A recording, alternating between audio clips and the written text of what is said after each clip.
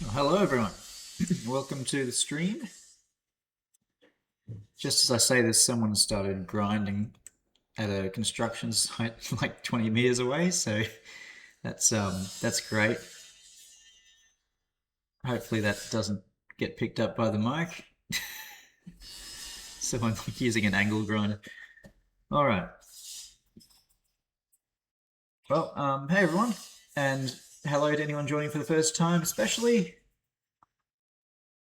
I'll try to reply to any questions, especially if they're on topic, but I can't guarantee that we'll get to all of them.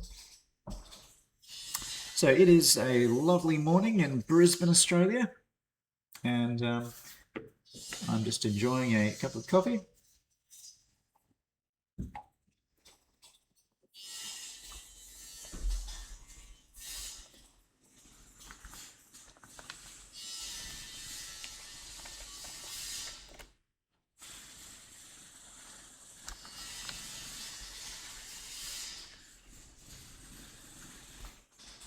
Okay, so this is my progress so far on the internal structure of the fast bomber.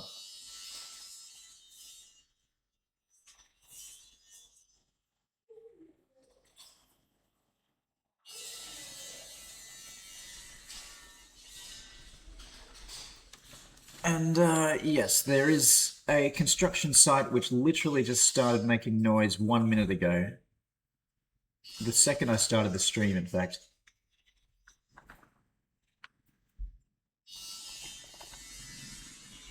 I'm really hoping that doesn't persist for too long.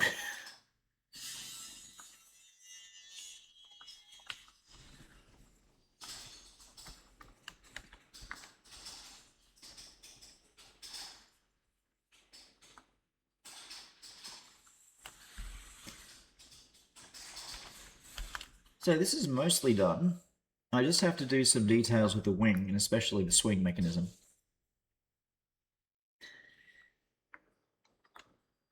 And I need to pack the forward fuselage with a bunch of avionics and things.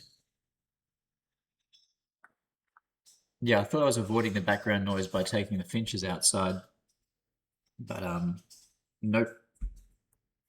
Let me just see if there's any other windows I can close. I'll be right back.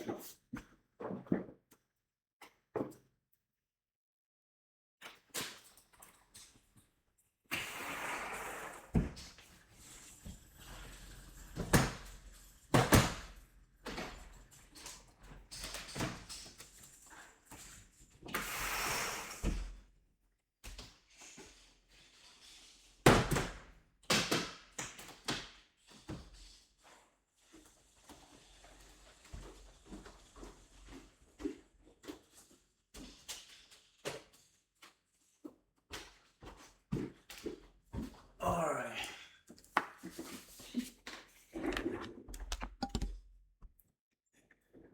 Well, that's about what we've got.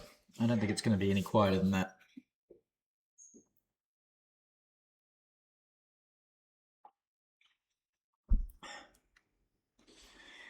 Okay, yes, so I've got to pack the remaining space, or some, well, a lot of this is going to be fuel, but the space that's not fuel should be packed with avionics pretty much.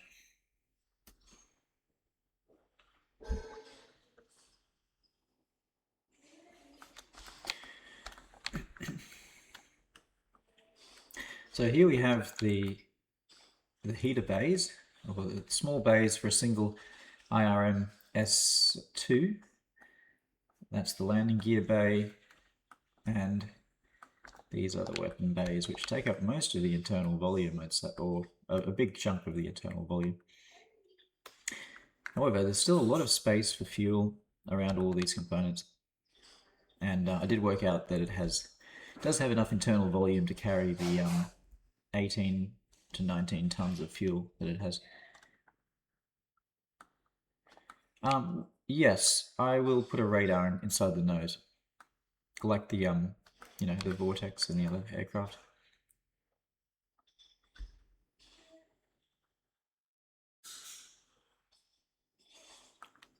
Yep, this update is coming with several new weapons.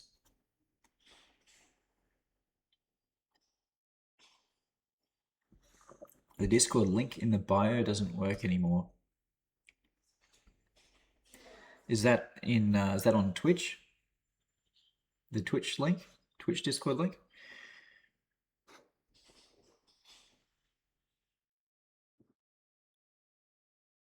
Okay. I can check that later. It's probably, yeah, not as big an issue now that we have more yeah. I think most people are probably not finding out about the Discord from Twitch.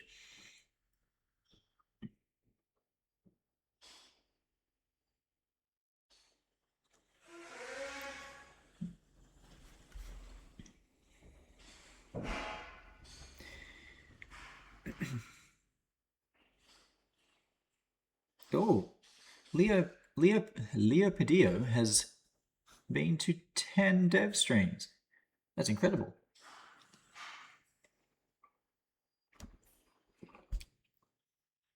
Oh, there goes the coffee. Time to get stuff done.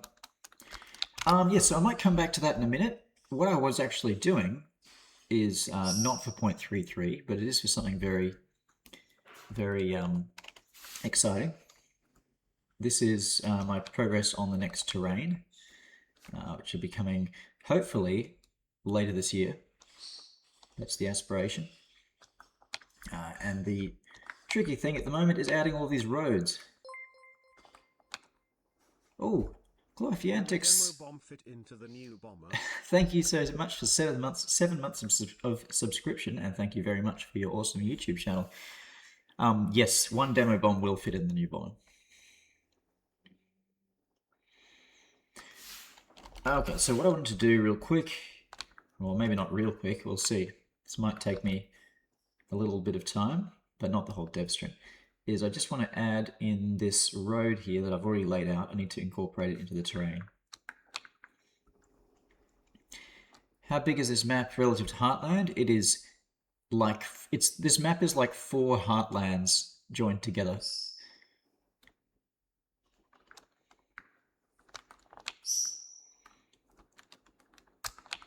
Okay, so what I'm going to do is I'm just going to go along this road and see if there's any areas that need retaining walls. Don't mind the pink. The pink is just a shader that tells me if any part of the road is too steep. So for example, if I... No, let's do it proportionally.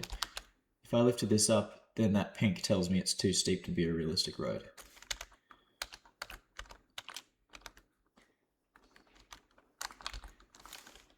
I'm just going to go in and model the edges of these retaining walls. The start and finish of them. So that wall should go all the way along to there.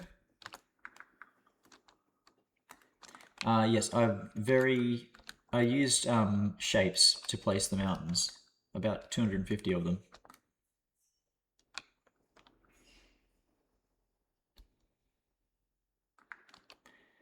Yeah, we do have plans for transport planes. I don't think they'll be essential for this for a new map, but I think they could play an interesting role in a map this size. Also, we want this map to be as casually playable as Heartland is.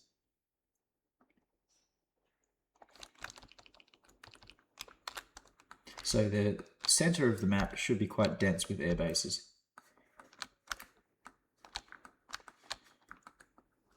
Okay, let me add... Oh, that'll do. So we don't need any kind of retaining wall and from there until...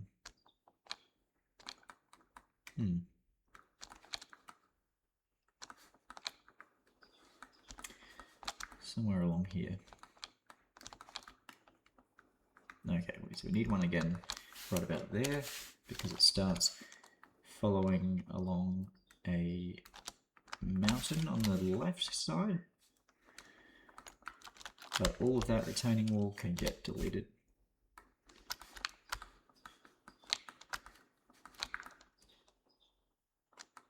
And I think once I get to the top of the ridge line, we don't need any retaining wall.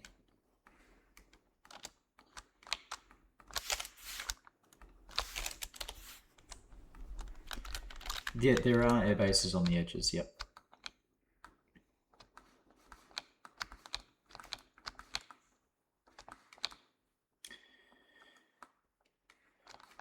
This road just goes on forever. It's one of the longest ones in the map so far.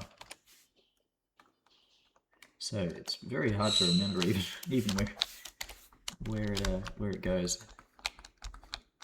I need to keep track of what the features are.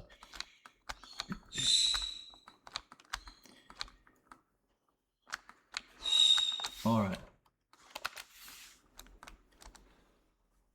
So up to about that point, can taper off that retaining wall.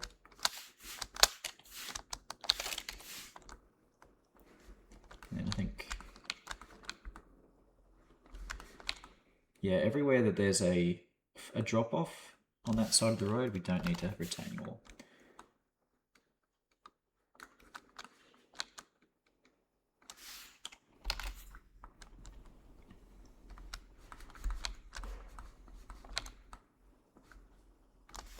But anywhere that it's clipping into the side of the mountain like this, you do need one. So that can all get deleted.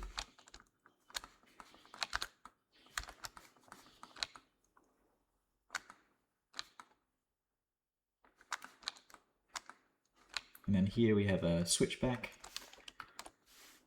So we delete everything after that point.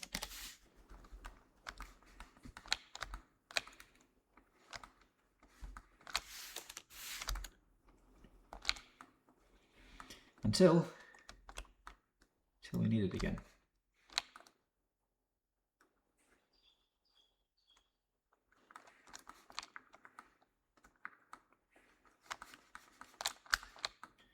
Alright, this is why I'm only doing one road on stream today. These take ages.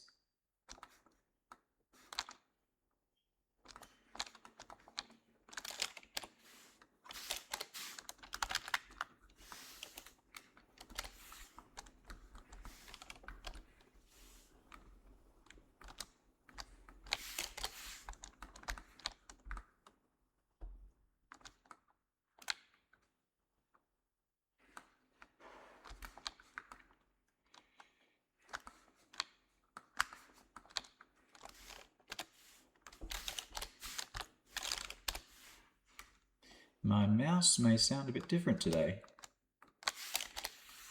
I'm using my backup wireless mouse because my Logitech one died yesterday. I was using the middle mouse button, as you need to do in Blender to navigate the 3D view, and I must have been using it so much that I wore it out because it doesn't work anymore. Time to get a new mouse, I suppose. Even your computer mouse is an expendable resource.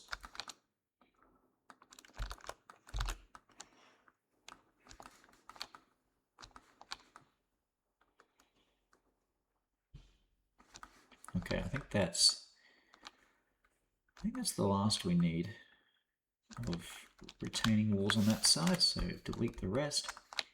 That is finally the end of the road, which terminates at an airbase, although there will be another road joining onto this at some point.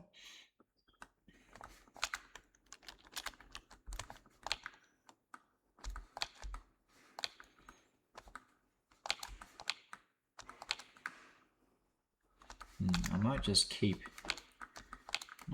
that retaining wall here because it does cut into the slope slightly.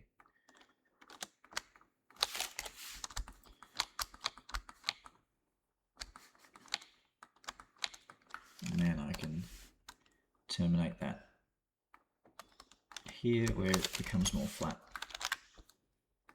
So everything after that goes away.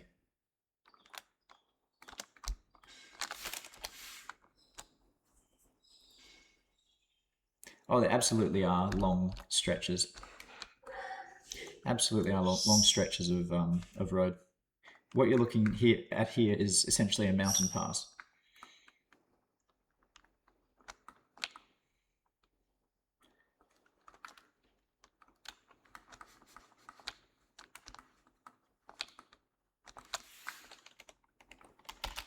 Alright, now I'm going to do all that in reverse for the other side.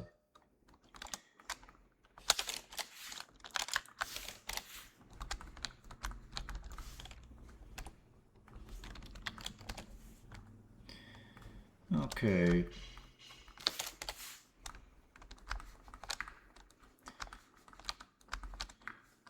Now, we don't need any wall on that side of the road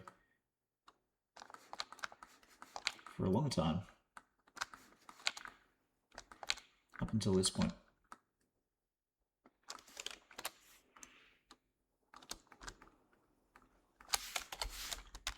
So I'll delete all of that. And now we do need a left side retaining wall all the way up this mountain pass until we get to a switchback.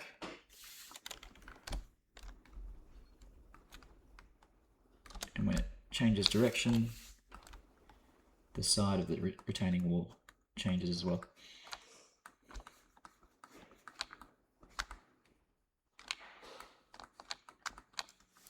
And left side starts back up here. Delete everything beforehand. And then it stops here at the switchback.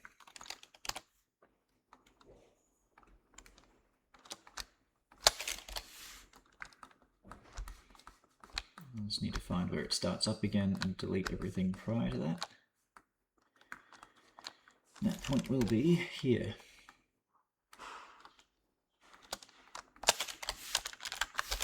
Delete all that.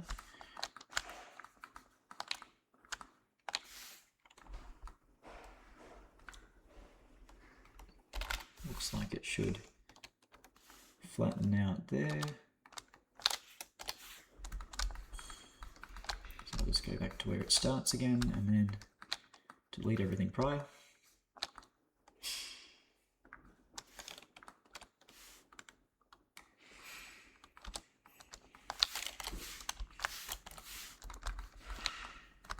Alright, getting there, getting there.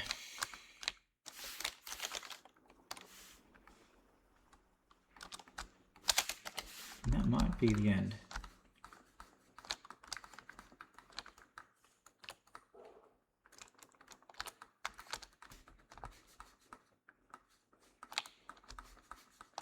I think I might have done the rest already.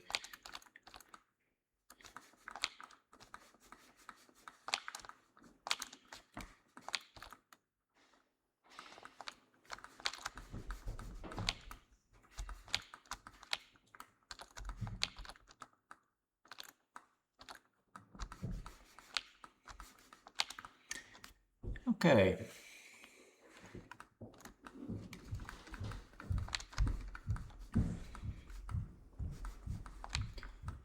Well, that's the end of the road. Perfect. Let's delete that. So you can see how long this road is. It is hang on, let me use one of these circles to estimate it. The road stretches about 30 kilometers as the bird flies, as the cricket flies, but the road itself is probably 40 or 50 long if you stretched it all out. Now, considering that most of the vehicles, or an MBT has a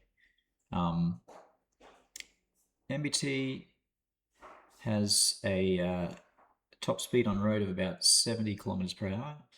You'd probably be looking at 40 to 45 minutes to get from that airbase to this FARP over here.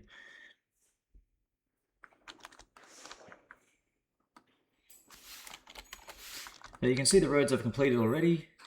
We have an airstrip here, airstrip here. We've got airstrip there, there, there, and there. So we've got 6 air bases in this central section. around the dam. And there's going to be some more over to the east as well, but I'm just focusing on the central west-ish area as the first part to get detailed. And then you've also got some like FARP locations in yeah, you got some FARP locations in between down here, and there's another one somewhere. I've got some locations that are like optional helipad points, so just flattened tops of mountains, plateaus, and things. I think that'd be pretty fun just to set up air bases along the length of this valley, this canyon.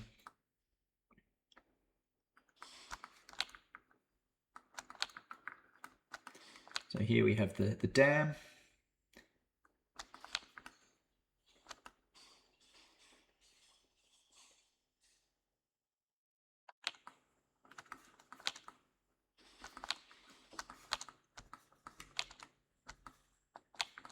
And this is another sheltered valley base.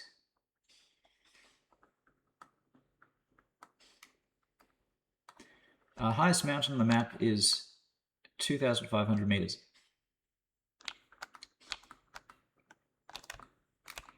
Now here's the Hyperion left floating here in the dam, trapped forever. Just for a scale reference.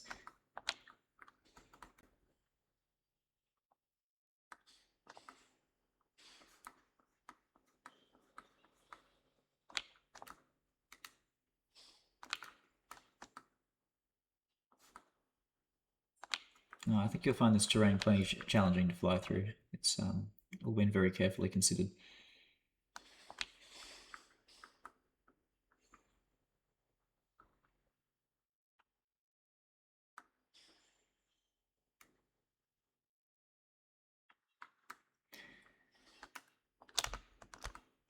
So the desert has an abundance of flat areas.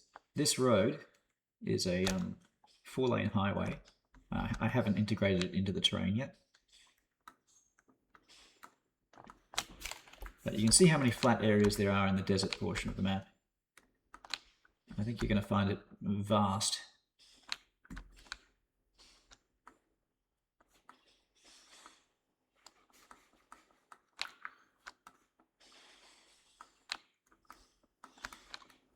And this needs some detailing, needs some manual terrain sculpting, but there's going to be a considerably large open cut mine as well.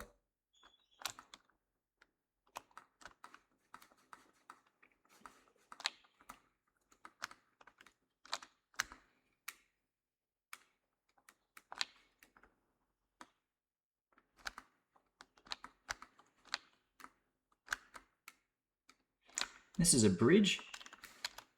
There'll be a number of bridges along this canyon.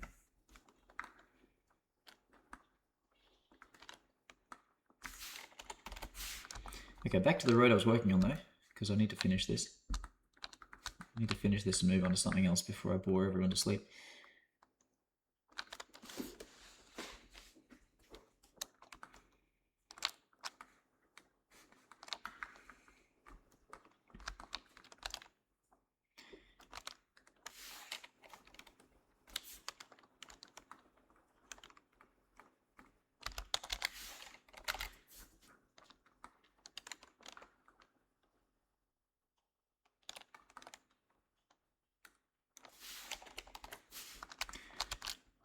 Why is there... okay, I need to get rid of this. So there needs to be a shoulder on both sides of the road, anywhere there's a mountain pass, to allow enough space for a guardrail and a retaining wall. But anywhere that is flat and running along a valley, which is actually kind of rare on this road, anywhere that's really flat, I will get rid of the shoulder because it's not needed.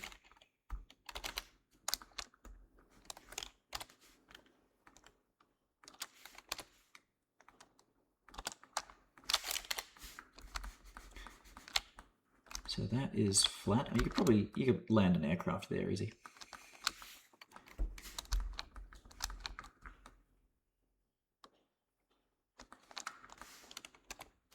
Okay, I'll start up the shoulder again at this point where it starts getting twisty.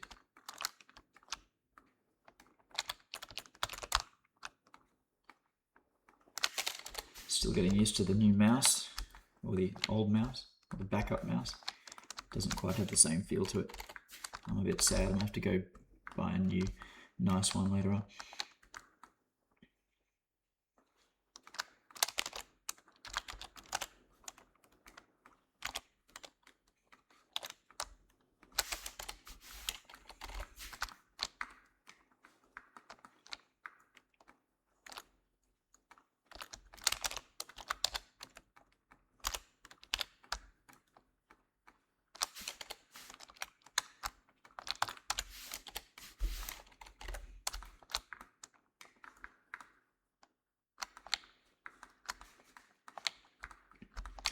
Alrighty, this is the next valley area.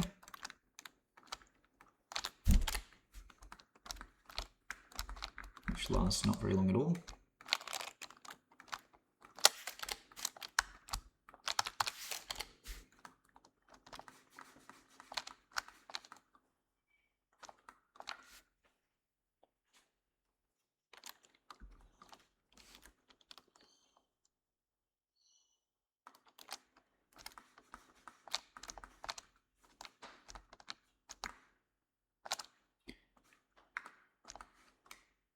This is just a very short valley segment.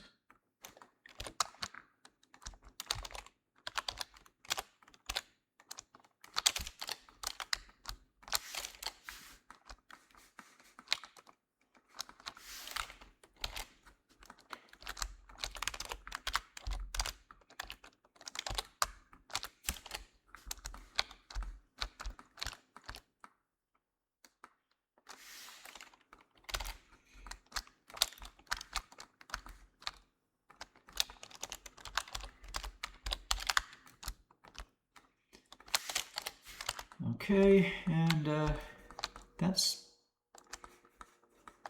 Oh, I thought we were almost there. There's still another mountain pass to go over. This road just goes forever.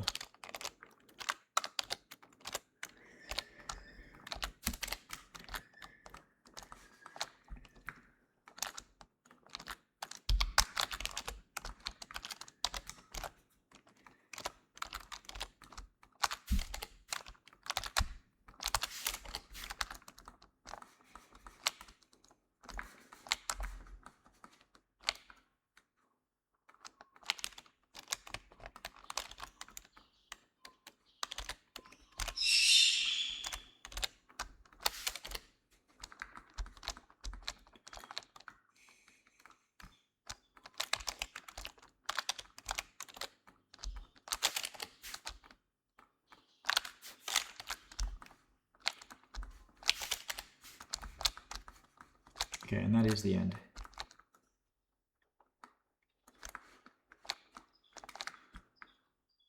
Which means I just need to delete those shoulders.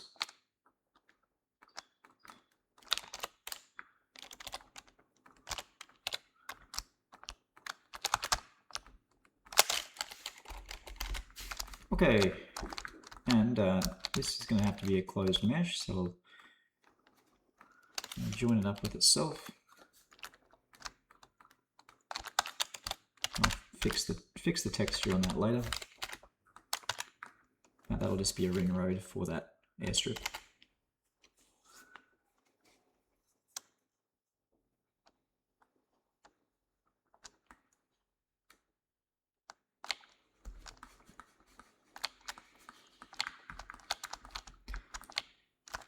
I think I'll join that now, and let's give that plenty of, yeah, something like that, which I'll go back and tweak later in the polishing stages. But I just want to get some basic connecting roads for the central air bases done, so I can give it a bit of a playtest. Yeah, there's going to be small towns and large towns as well. Yeah, I have tried I've tried developing automated ways to handle roads for about a decade now. And I generally find that in the end you kind of have to do some manual work. There are some things you can automate. There are some things that aren't really practical right now. And I did do this at BeamNG, and I did it much less efficiently than this. If I was still working at BeamNG, I'm sure we'd be able to do map road design much faster. Most of these central air bases won't have hardened hangars. One or two of them might. Just because of the scale of this map, it might be good to have some closer fighter spawns. But I think that definitely all of the bomber spawns will be happening from the corners of the map, and most of the fighter spawns will be not at the center. You know, in these sort of fringe air bases. At supersonic speeds, it's going to take you about 4 minutes to reach the center area of the island, which is not too bad. At helicopter or cricket speeds, it's going to take a lot longer than that. So we'll make sure there's plenty of spawn points for the slower aircraft.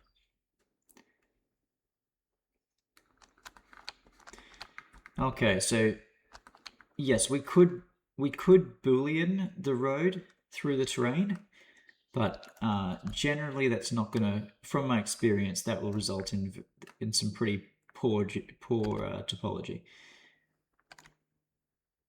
So the terrain has been decimated, as they call it. It's been optimized for the shape of the terrain. It's not using a height map.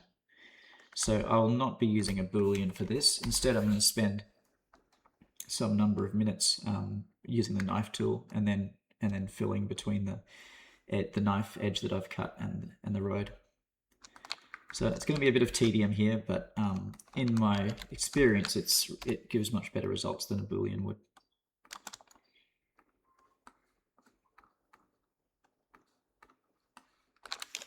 Okay, so I'm starting with the knife tool here. I'm just going to follow the road.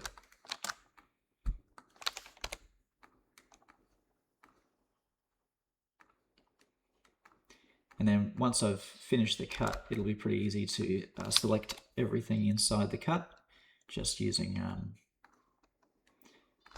what's it called? Just using a seam, marking it as a seam and selecting everything inside the seam. And then you can just delete that geometry and then fill it with the edge created by the road.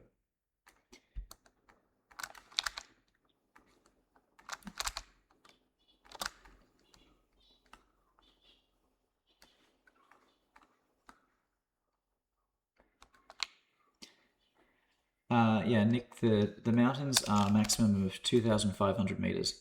So significantly higher than Heartland. Heartland mountains top out at about 1,800.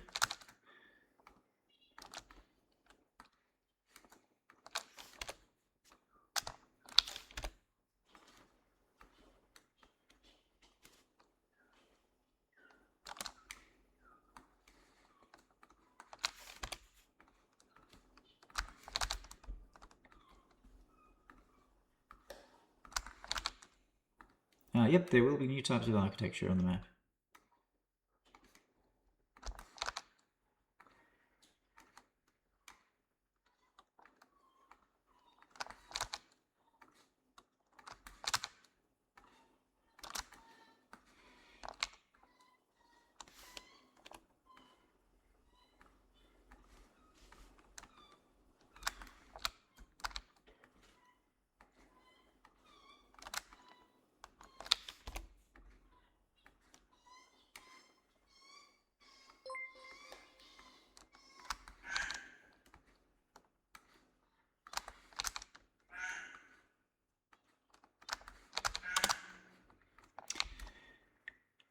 Oh, thank you for the sub gift, Yeast 12 Fu.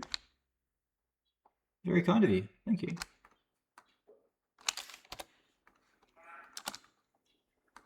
Okay, so just continuing to cut out this edge of the road using knife tool. It's It's going to take a few minutes. I tried using a Boolean for one of the roads, but the results ended up worse than I was hoping for.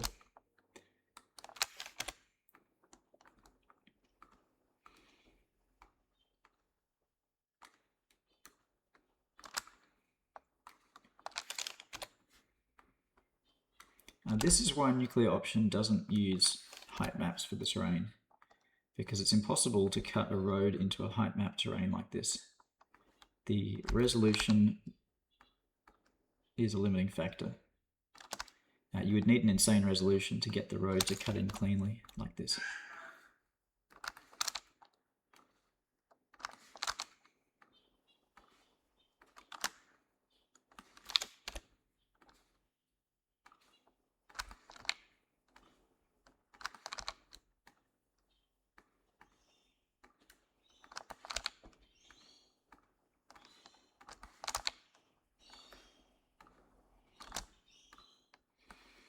Alright, I wonder how far along the road I am.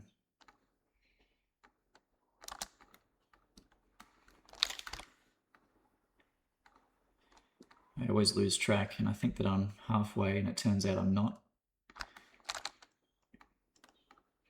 So you just got to distract yourself somehow for these tedious bits. I guess I can take questions if I can take my eyes off the screen for long enough to read them. Or if someone could do a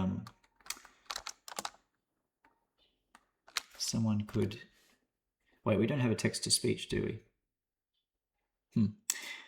Will 0.33 have better performance with multiple units? Well, making guarantees about performance is difficult, but we have made some significant optimizations. So I can't guarantee it will perform better on your machine, but I believe it will, at least on some devices. Oh, okay. So that's the edge of that terrain block. Mark that as a seam and have to do the other side now. The terrain is made up of 16 blocks, and that just allows some of them to be culled by the renderer, especially those that are behind you or out of view range. So the view distance in Nuclear Option is 80 kilometers, which means that some significant portion of the map will not be visible at all times. So I've broken up the terrain into 16 chunks so that some of those chunks can be automatically culled by the renderer when not visible.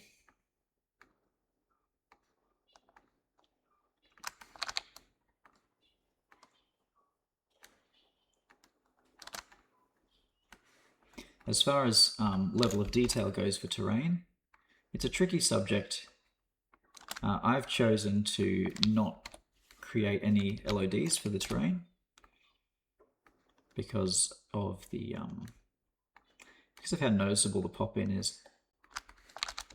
And frequently, it's not something that you can really take advantage of anyway, because you frequently need to be targeting something and looking at it through a targeting cam, in which case the LOD won't be relevant because you still need to be able to see the detail on the ground next to the thing that's being targeted.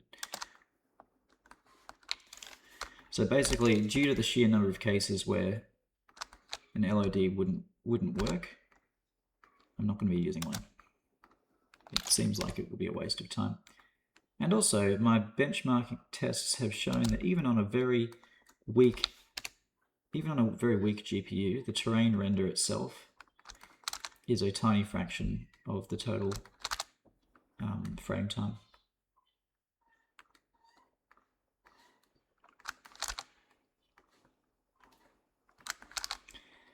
And because of the way we're able to decimate the terrain, that is, simplify the geometry using Blender's decimate tool, it means that it's a much more efficient render than a pure height map anyway.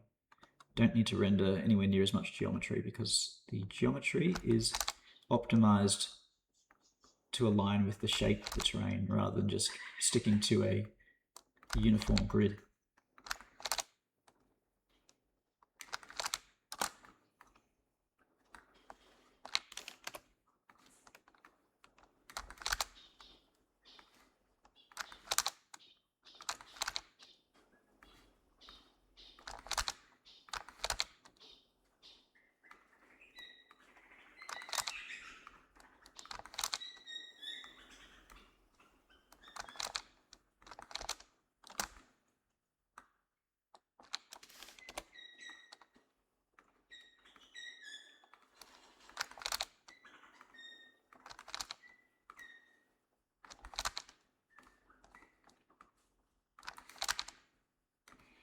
Alright, probably nearly to the end of this terrain chunk.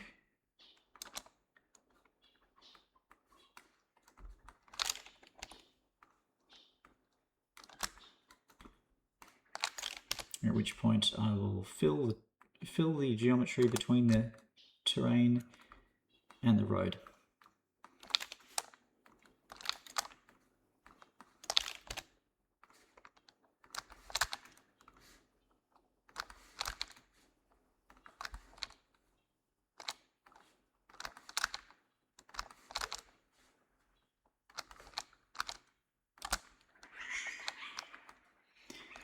We're probably not going to be doing sub-unit targeting anytime soon.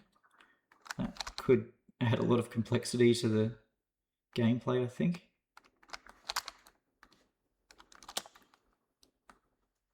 Any plans for increasing the view distance? Not right now. I think that 80 kilometers is pretty generous. There are some conditions under which you can see further than that in real life, but I'd say as an average visibility, it's not bad.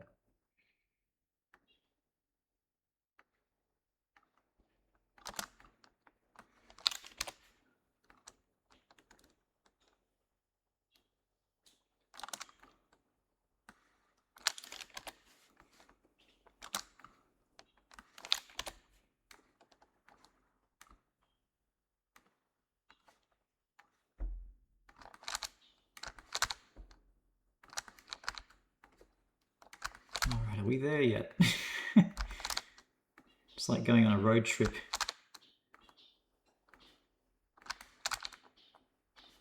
I keep thinking to myself, just one more turn and we'll be there. But this road just goes on and on and on.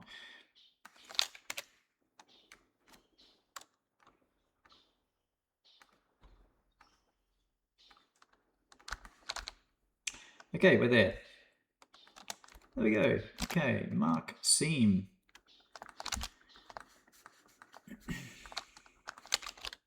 And then I can hit the linked geometry. That just selects everything in between the seams I've just marked and delete it.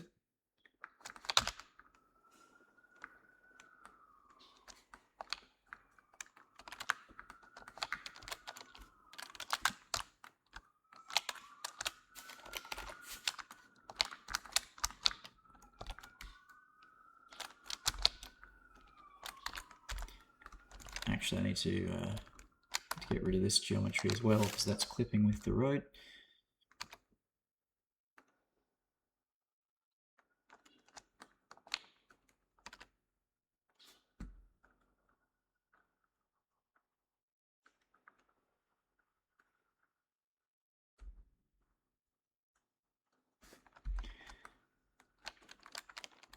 When we talk about, so the game has certain radars listed at, so like the calibrated range in game for an HLT radar is 50 kilometers, but that's actually calibrated against 0.1 RCS.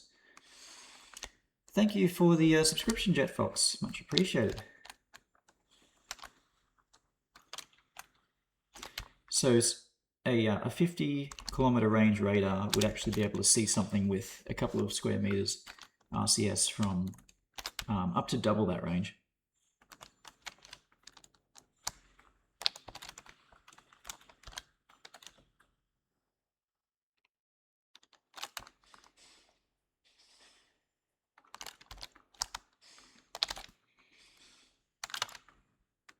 Okay, so I'll select the perimeter geometry. Make sure to not select anything else, so get rid of all that. And where does this end? There it is. Select the perimeter geometry out to the edge of the terrain block. Oh, whoops. And then separate it with P. And then join that into the terrain. And then I'll just need to close the edges so that the edge select tool doesn't get confused. I'll make sure it's done for the other side as well.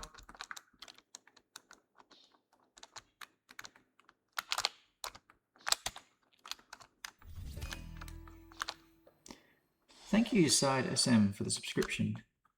Very kind. I can't believe people subscribe to watch this, but thanks very much. Anyway, I do like talking about development every now and then. I don't think I could do it every day, but I do really like sharing what I'm excited about and what's coming up. Okay, so here we're using the edge loop selection tool. It's not perfect, so you do have to reselect every now and then, but that's got a closed edge now, so I'll press F to fill it and Control T to triangulate it. And that has filled one side of the road. And then I'll use the edge loop selection to select the other side edge loop.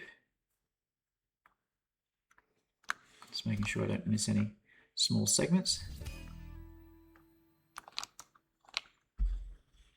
JetFox 2. This is getting out of hand. Now there are 2 of them.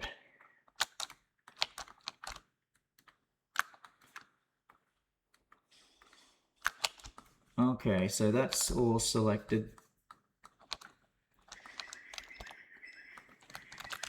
And we'll fill it.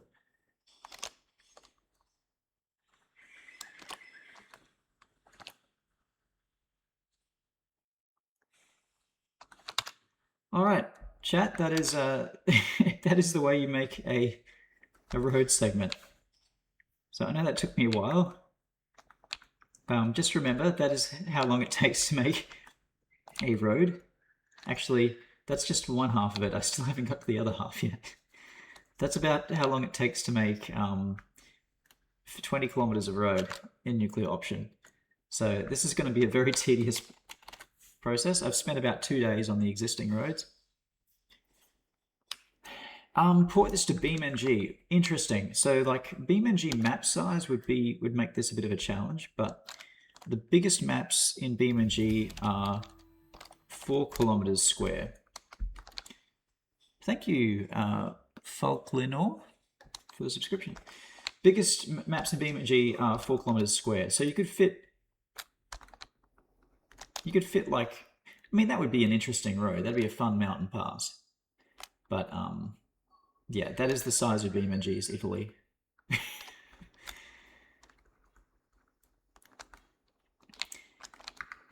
Anyway.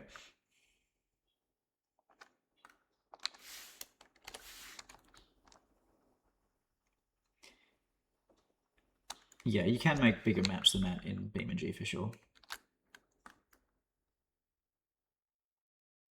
Ah, yes, the Shuto Expressway is pretty big. 22D just subscribed. Thank you very much, 22D, for the subscription.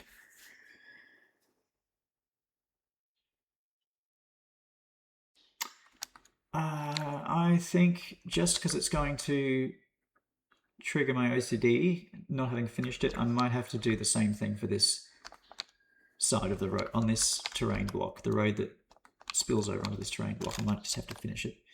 So, sorry everyone, you're going to be looking at some more manual tedium. Otherwise, I'll be thinking about it. Is there any way I can speed up this process? I guess I could zoom out a bit. The precision doesn't really matter that much when you're just deleting, when you're just marking an edge for geometry deletion. You can be quite loose with your precision. So it becomes a question of how fast can I trace the shape of this road.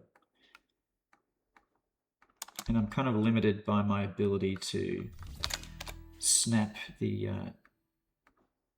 cursor to these existing edges without making a horrible subdivision. Spartan Marino, thank you very much for the subscription.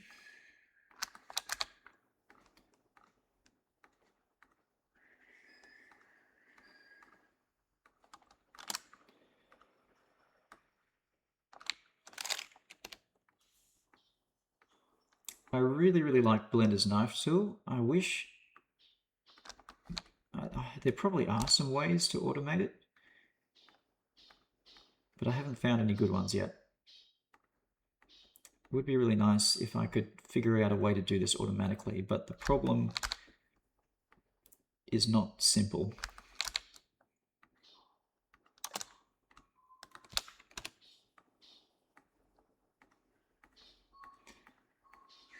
But hey, if you're a Blender expert and you can think of a way to automate this, you might want to contact me, because we are hiring at the moment, and although we've put out a role for C# programmer, this sort of thing would be great to be able to speed up as well. So we are open-minded about our candidates.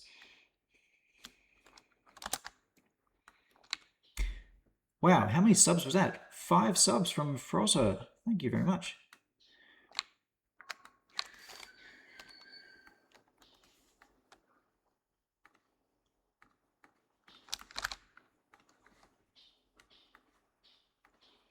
So speaking of which, if you haven't seen it, we are taking in applications. We're taking applications for a C# programmer, and especially one who can do UI stuff. And yeah, so we're looking for a new team member at Shopfront Studios. It's a remote position with negotiable hours. And yeah, the submissions will be open for another week and a half.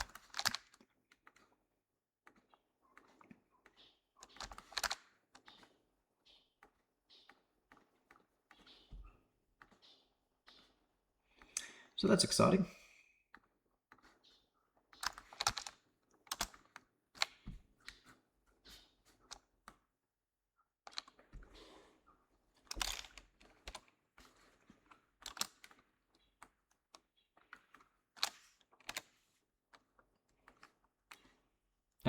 I'm sure this map won't be done on release. 2D, 10 gifted subs, amazing. What an incredible streak of subs. Thanks, guys. It's just an incredible amount of support for yeah, watching a guy draw lines on a screen.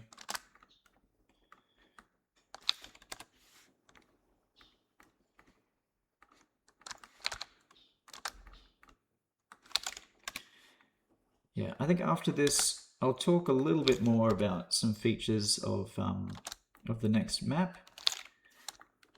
But after that, I might do some work on the Fast Bomber, because I've been putting that off. Because internal details are difficult, and I'm not an expert in them. I am not an engineer.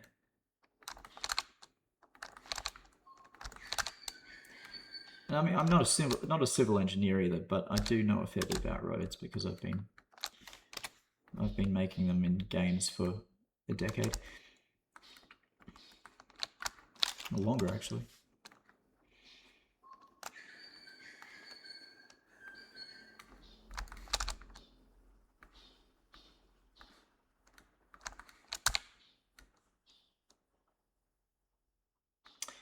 The R9 range is it is set to 50, is defined as 50 kilometers in the weapon info. That is just so that AI doesn't waste them as much. The maximum range of it would be significantly longer. But basically, if you're firing at something 50 kilometers away, you're looking at basically almost a minute of flight time. And the chance of something still being a threat after a minute is somewhat remote in a fast-paced game like Nuclear Option. It's quite easy to just put a mountain between yourself and the launcher, or to get shot down by something else. So that's why we've told them not to engage anything further than 50 kilometers away.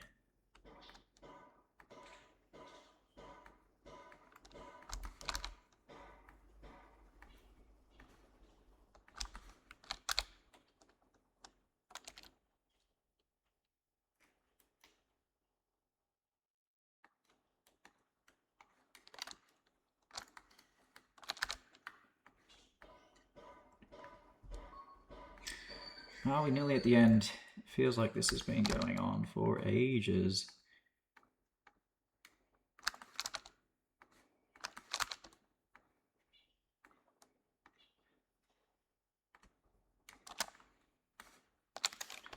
I think that we are not. This is probably the second last mountain pass before the final airbase.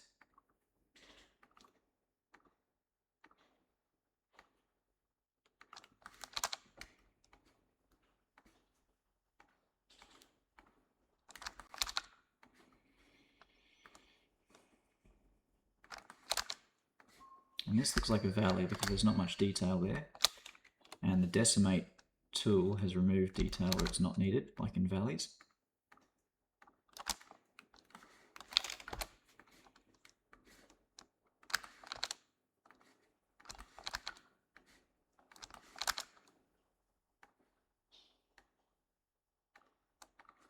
That is the end. Cool. Alright, now it's the end, but I have to wrap around the perimeter of this ring road, this airbase perimeter road, and then go back the other direction. So not quite done yet.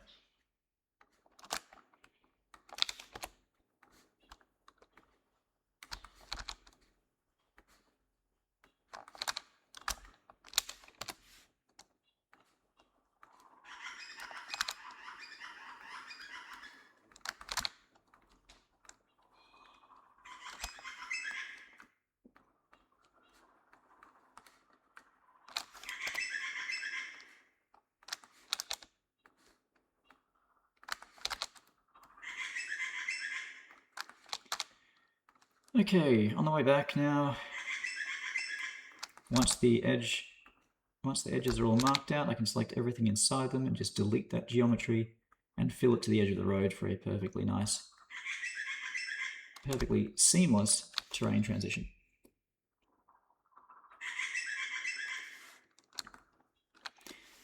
How long will it take to add IR SAMs everywhere? I think it's going to be an interesting experiment in reduced density, because right now escalation on Heartland is very, very dense. But this, I expect, will be a little bit more spread out, and probably not every airbase location will be used in a single game.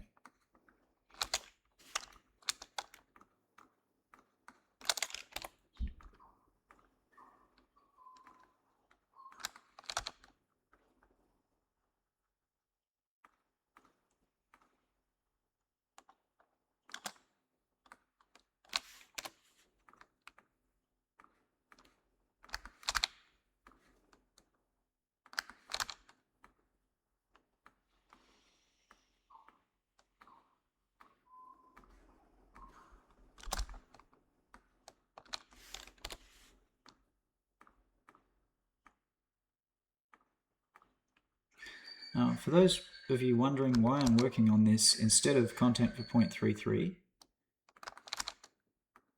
it's because I've always got to be working on things that are on the back burner. So I haven't been working on this map for most of the week, but I'm just doing it. I'm doing a bit of work on it now because you always have to keep the ball rolling, and ideas have a very short shelf life. So if you're not working on something, there's a high chance you will lose interest in it.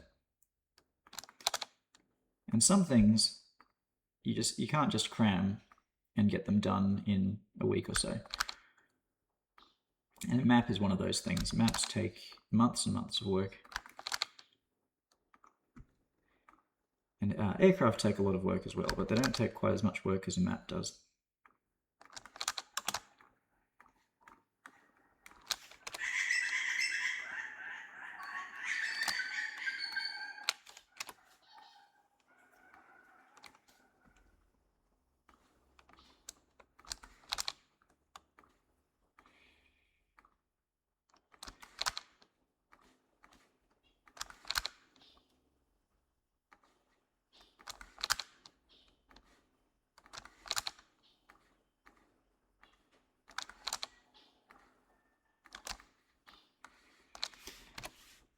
Ah, chat, are we there yet?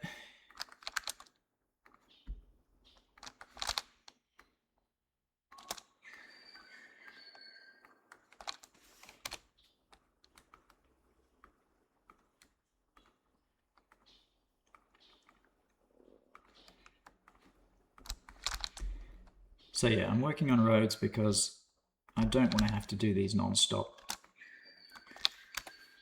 I don't want to have to do these all day to get the map done. I want to have most of the tedious ones done early and then focus on the more fun aspects of map creation, like architecture and air-based design. That's pretty fun too. I like air-based design because you get to interact with it a bit more as a player in the game.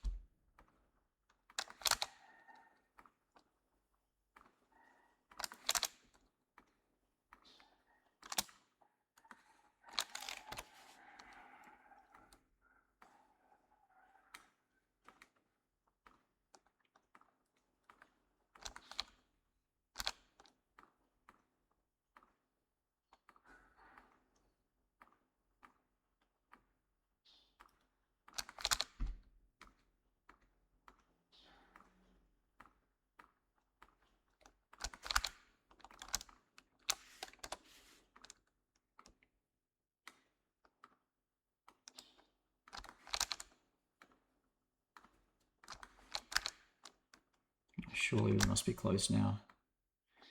We must be almost there.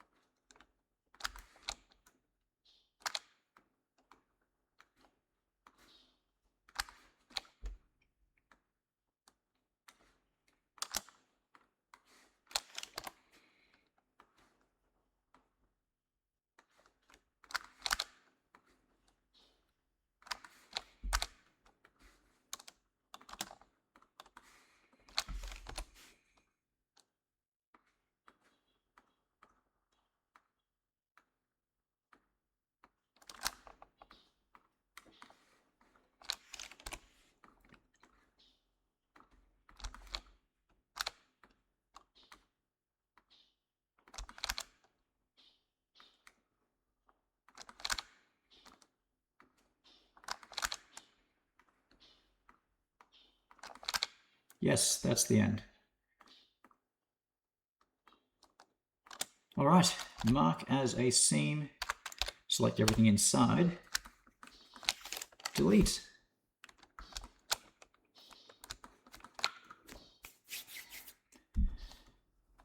Okay. So I'm going to match up this geometry at the edge. I'll put my cursor there, and then I'll snap this vertex to the cursor.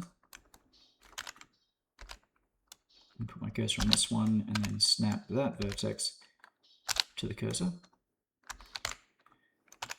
Now, select all of the edges of the terrain that are inside the terrain block on the edges of the road that are inside the terrain block on the right. Oh, interesting. Okay, I can't because I've left something unfinished here. There we go. That taper wasn't properly finalized.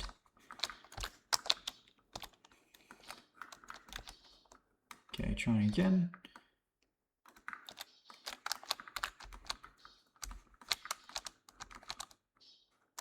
I hit the P button to select it, to separate, sorry, the edge that I'd selected. And then I'm just going to fill a small section first, otherwise Blender might get confused. I'll fill that there, and fill that,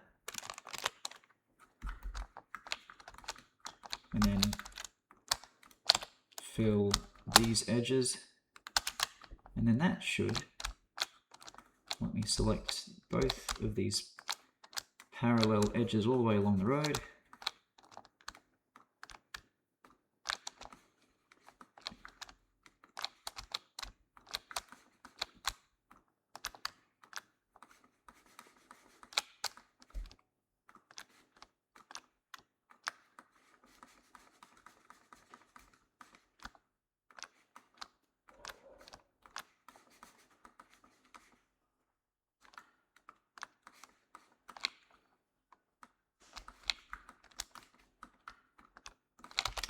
Uh-oh. Okay, what's happened here? Ah, okay. I've screwed something up. I think I'm gonna have to... What am I gonna have to do? Right.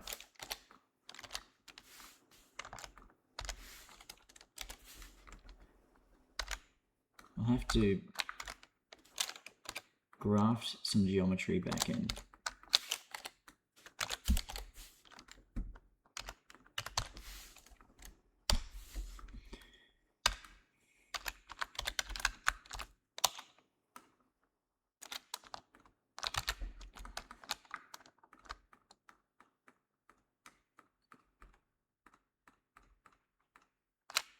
Separate that, and then join.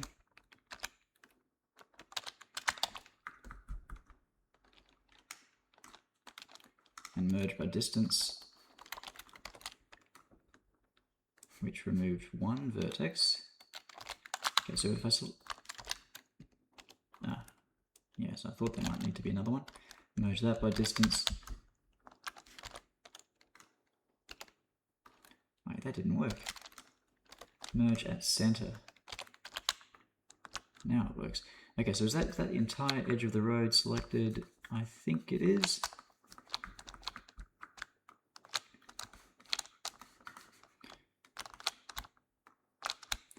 Alright, try again now.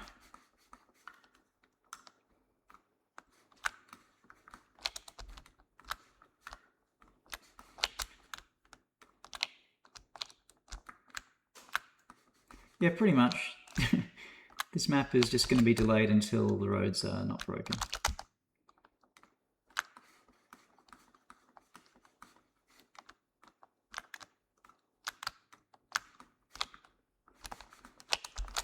Alright, we get to fill that now. Very nice.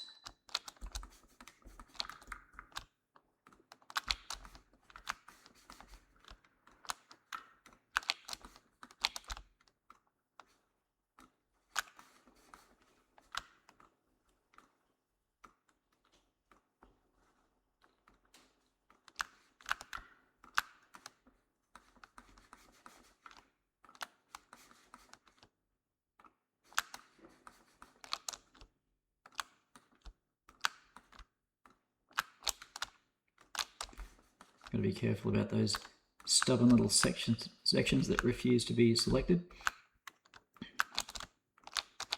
Sometimes you get an edge loop that just goes for kilometers, which is lovely. Okay, we'll merge that, and then I think the rest should be pretty easy.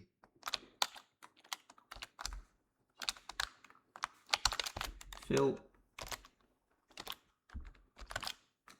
And then there's a big hole in the middle.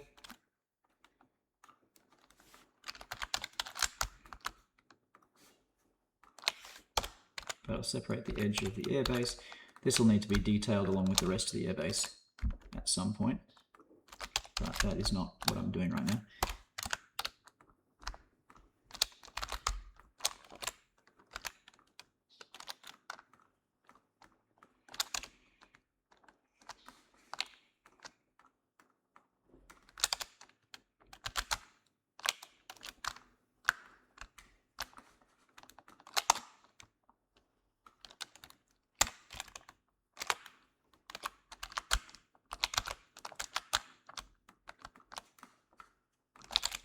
Alright, ta-da!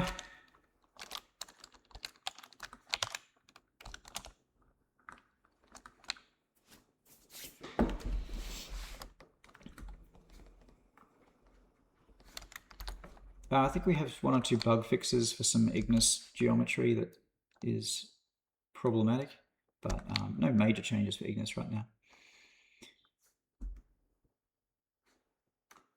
Okay, so the UVs are all screwed up, but you can fix that by using something fancy called the UV project. So what I've got here, someone was asking what the boxes and circles are. They're not exactly boxes, but this is an empty, which is just an object that doesn't have any geometry.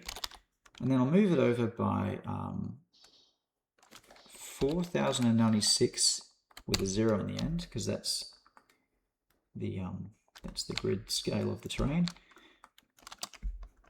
And then we give this object a modifier, which is UV project. And we'll UV project it onto the UV map as per this object space. And there, that automatically fixes the UVs.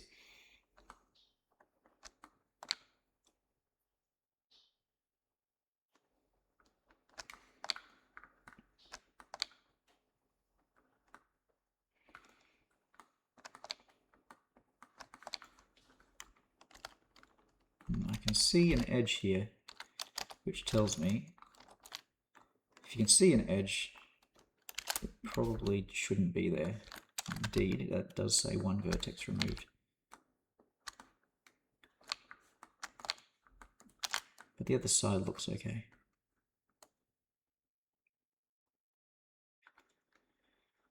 Okay, well, not doing any more roads today. Been doing roads for an hour.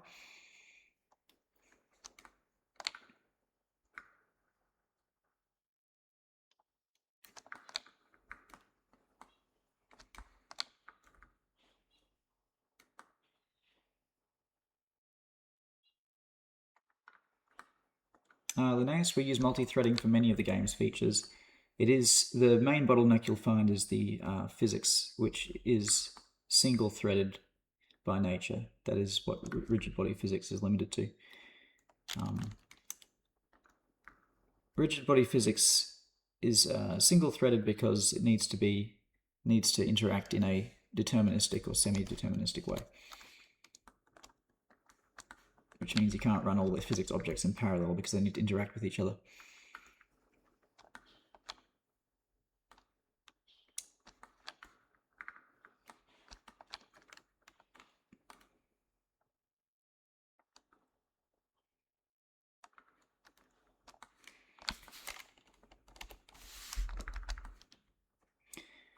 So yeah, we're going to have two of these really big canyons.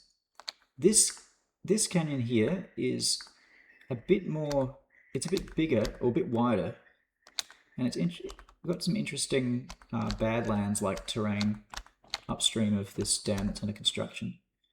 So this will be interesting, like rugged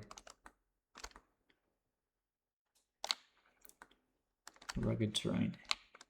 No, Dog Milk, that is one of the fundamental problems, is that multi-core is good at doing things in parallel, but you can't just do physics in parallel because the physics objects need to interact with each other.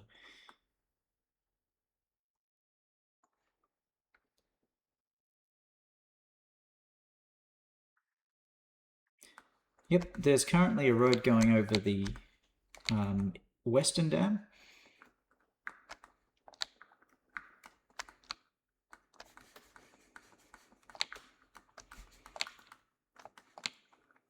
Let me turn off this pink visualization. It's not really relevant. There we go.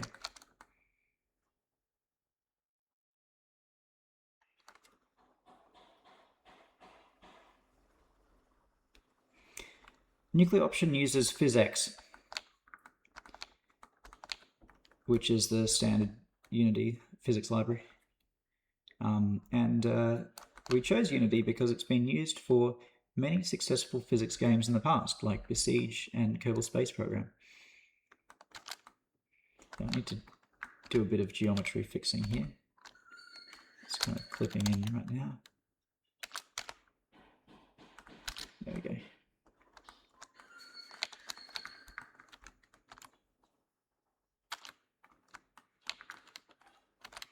Destructible roads is something we need to solve still. So in order to have a destructible dam, you need to have a destructible road. And in order to have a destructible road, you need to be able to real-time modify the navigation graph. Which is possible, we just haven't got around to it yet.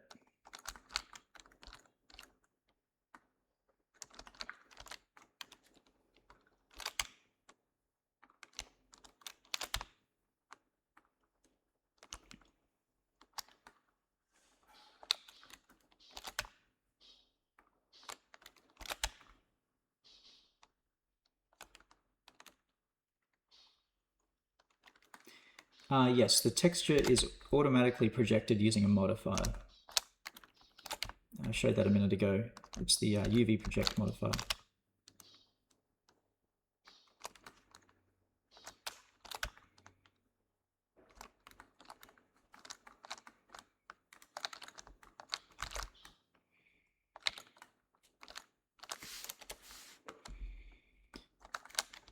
I probably should turn off the UV project modifier while I'm working in edit mode because it slows things down a bit. You can feel the performance chugging as I'm modifying it.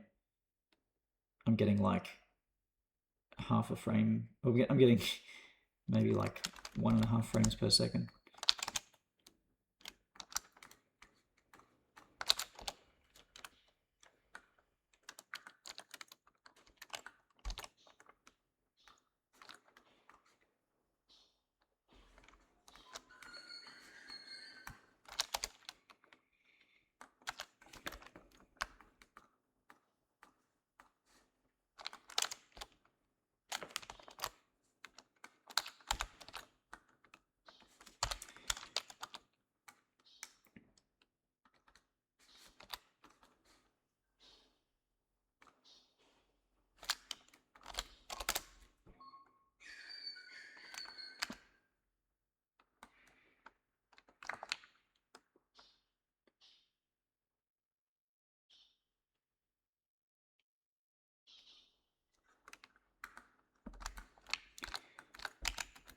We're investigating ways to get ground units to leave roads during combat.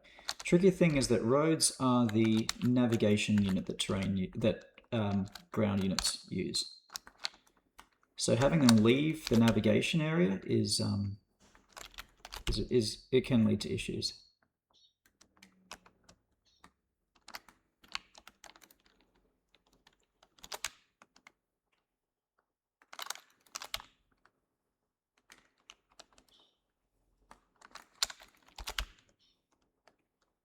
Okay, I'm going to turn off UV project for a second.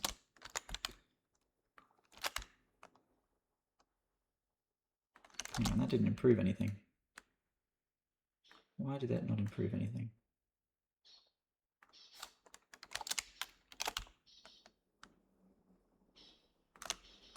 Okay. Maybe UV project wasn't causing the FPS loss.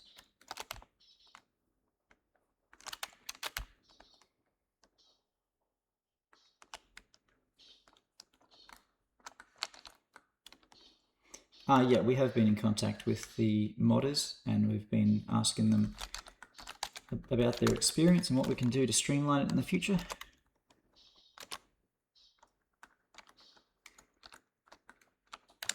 Okay, turn UV project back on.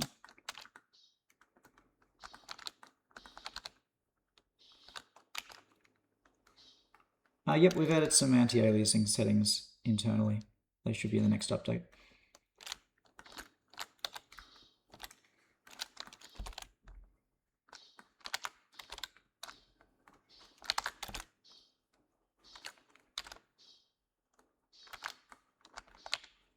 Okay, so that looks like the dam is pretty much sealed.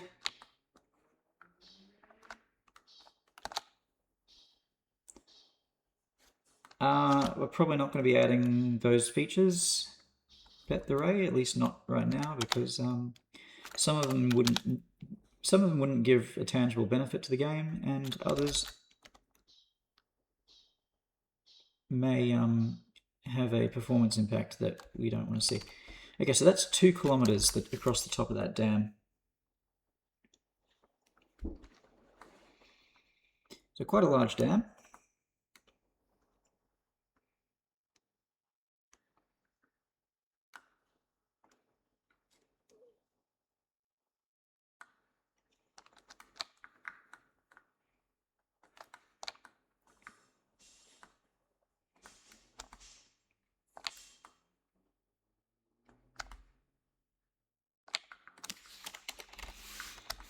All right, everyone wants to see the so-called pleasure domes, if you insist on calling them that.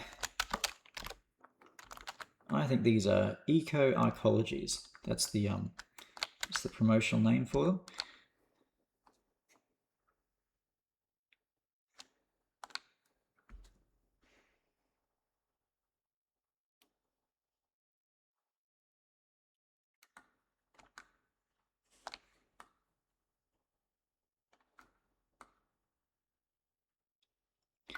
The pain cubes. So this is part of a ring road, or actually this is like the shape guide for a ring road. I don't think it will go all the way around like this. We'll terminate it somewhere. Hi B25 Michael, when can we expect controllable wind turbines?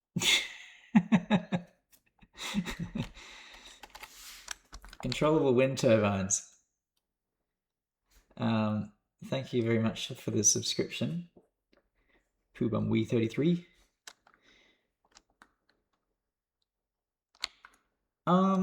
Yeah, I'll get back to you on that. This map probably should have some wind turbines.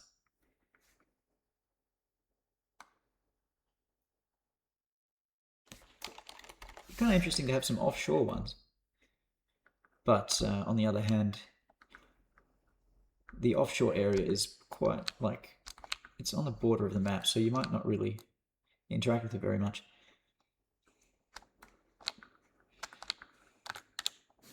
I'm going to turn off face orientation so we can see the colors a bit better. Okay. So this is the main city in a traditional sense, non-domed city. And it'll have an airport. This, I think, will be more of like a governmental district perched up on this hilltop.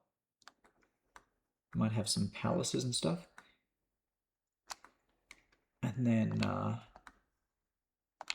yeah, I mean, don't worry too much about these random shapes I've put in. That's just to get a scale of what like a tall skyscraper might look like.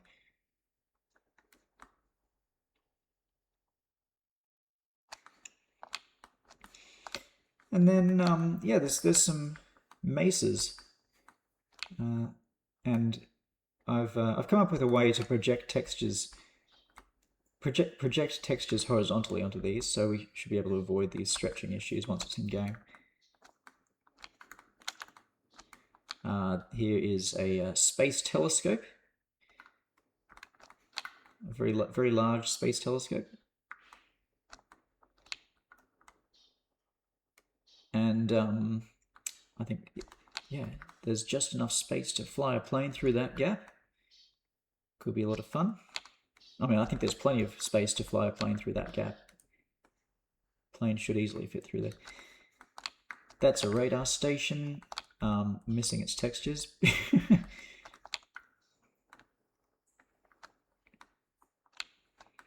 Plan is to have this destructible, but not all of the destruction is likely to be implemented immediately.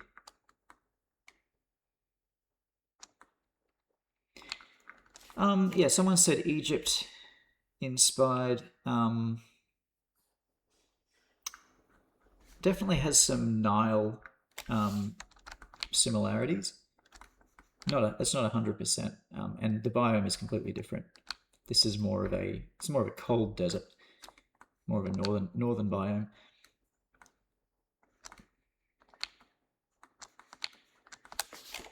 So someone mentioned solar panels, and I do have the beginnings of a solar farm out here in the desert, but that's more of just a quick mock-up, not complete or anything. And I was thinking this might be a good location out here for a space center, but I can't really talk too much about what the plans for that are. A lot of the I think that I'm going to take for a lot of these desert settlements. I'm taking inspiration from like arid northern China.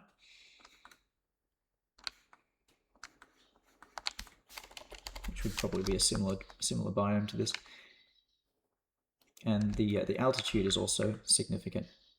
So this is quite a high plateau that this desert is in, like about 900 meters elevation.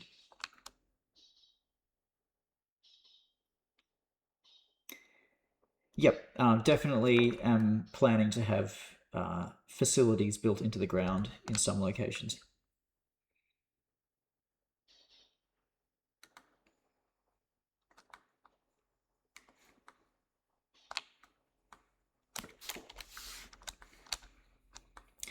So I've got all of these roads. Let's just select the roads, or maybe yeah, you can see them in black here.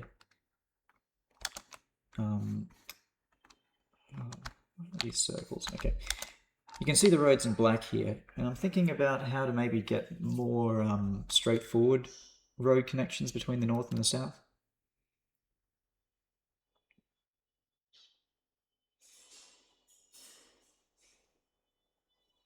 So maybe we could have an elevated highway, but the question is where to run it. Maybe running it along this valley would make sense, because it's got a little bit less geography in the way.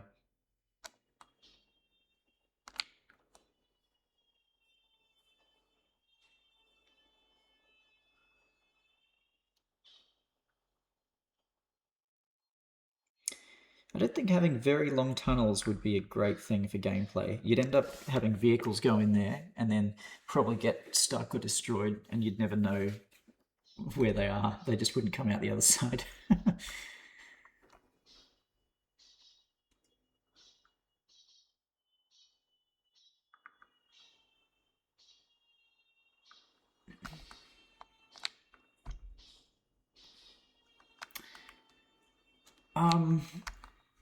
Trains are difficult, and I think that they would be a lot less cool than you think. So they're not really on the priority list now.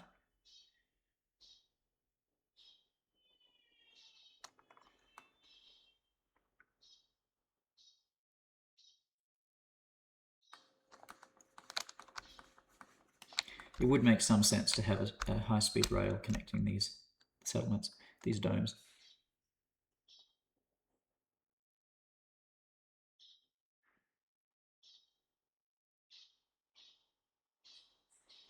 Well, if you think about, like, a train is just a vehicle that you can destroy like any other vehicle, but then it's stuck on the track, so the track is no longer usable. It'd be like a one-use road plus vehicle combo.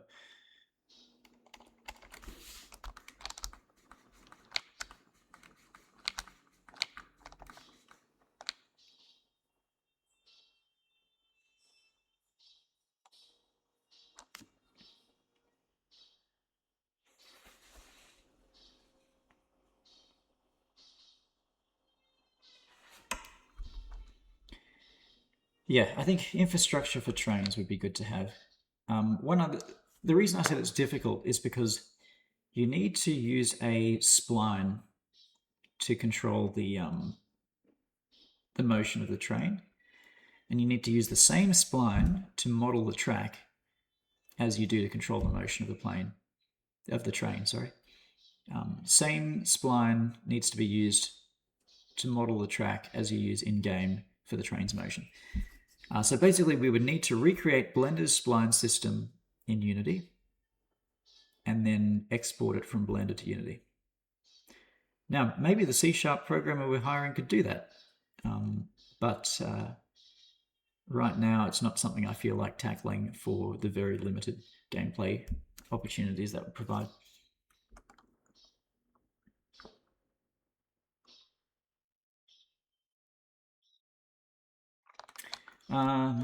About the edge of the terrain, It's really not that complex. You just take the edge of the, you take a border like that.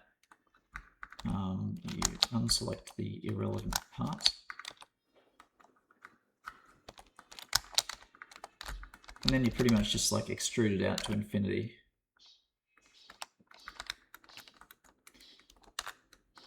Something like that. So it wouldn't be terribly interesting to fly out beyond the border of the terrain. You just end up with a whole lot of nothing. We might be able to make it a bit more complex than that, but yeah. No, it'll be fine. It'll be fine, Gore. Just chill out.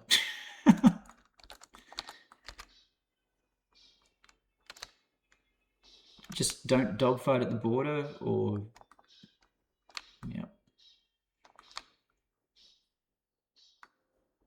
Yeah, you don't need to worry about it, Gore. We have been developing for a while here. We'll do something sensible. We're not just going to put something that looks rubbish in and call it a day, okay?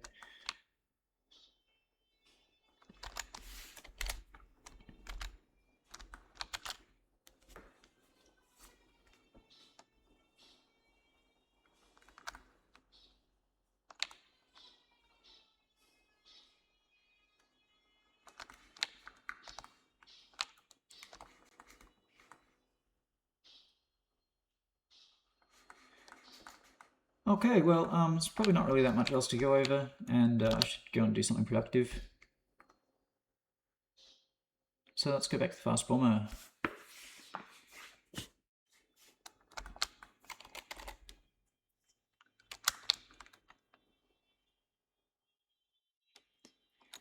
It used a single height map to generate the terrain shape, and then decimated it in Blender to make the final geometry.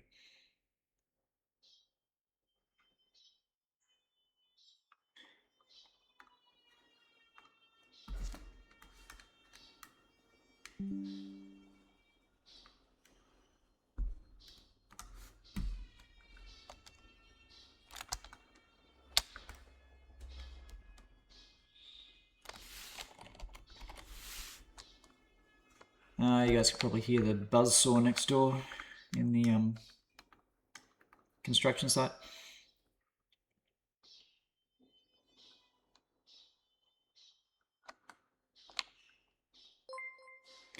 Well, thank you for the subscription, Serathis. Hello. Hello. Hello.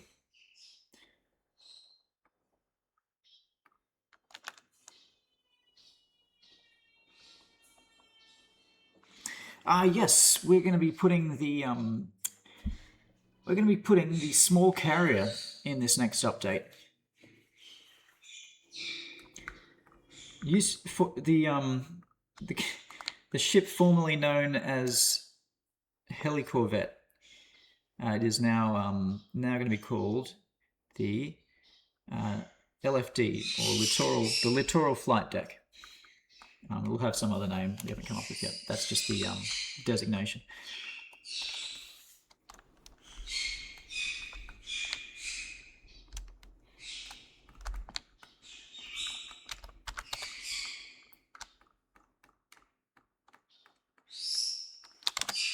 Okay, so these need jets mechanical. I can show you the LFD in a bit.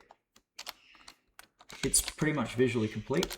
We're in the process of putting it in the game,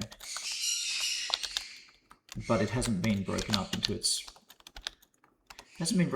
different parts yet.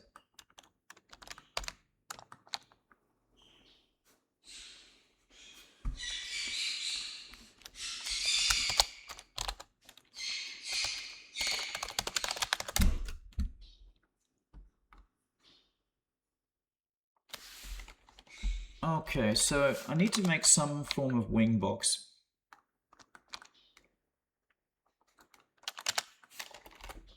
So let's go back to collection.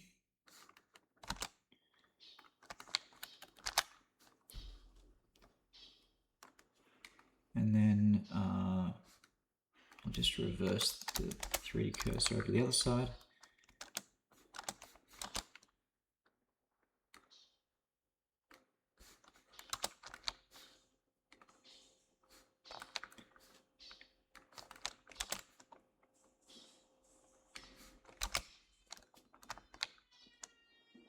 So we need a pivot where the cursor is.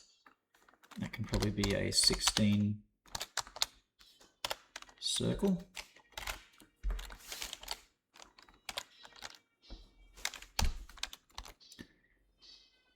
Yeah, the LFD is probably going to replace some shards and possibly annexes in some of the official missions. If BDF Doctrine is VTOL, what is Parler's? Parler's Doctrine is expensive.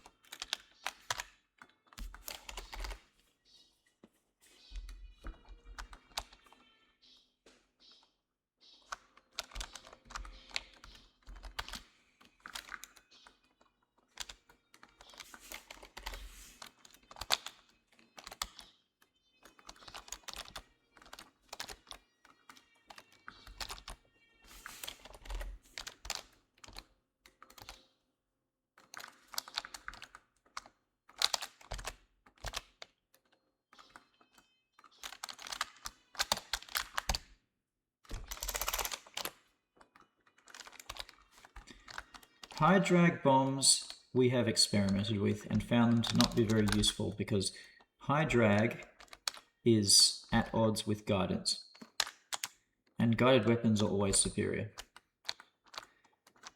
High drag means the weapon slows down, and when it slows down it doesn't guide very well.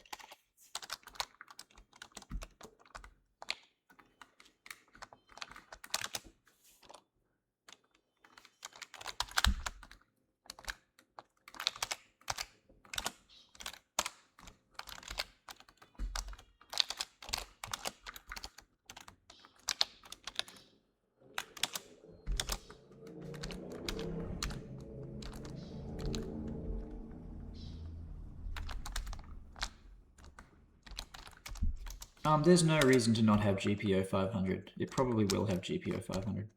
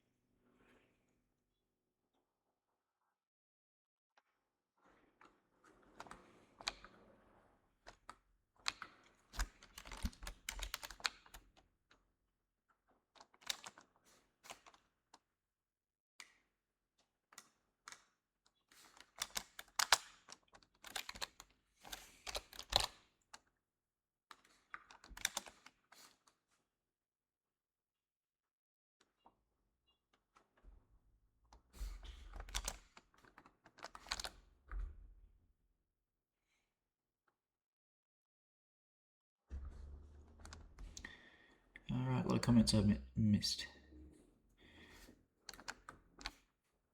The hinge is not the only connection point. It does have an actuator pivot point further back.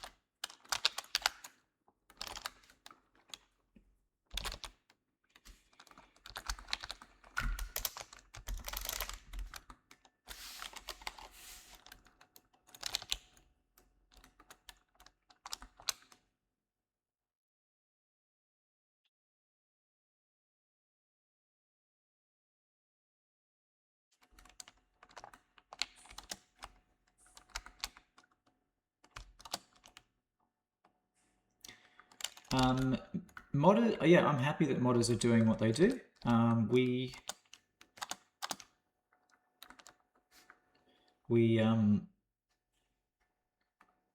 have, you know, we encourage people to mod. That's cool. Mods aren't always suited for the base game.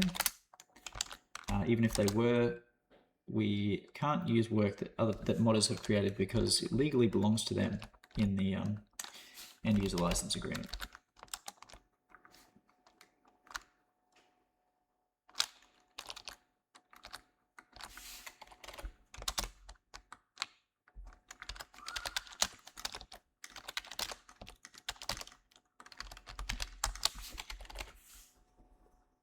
Even if we have their permission, it's not legal for us to use and sell someone else's work without compensating them for it.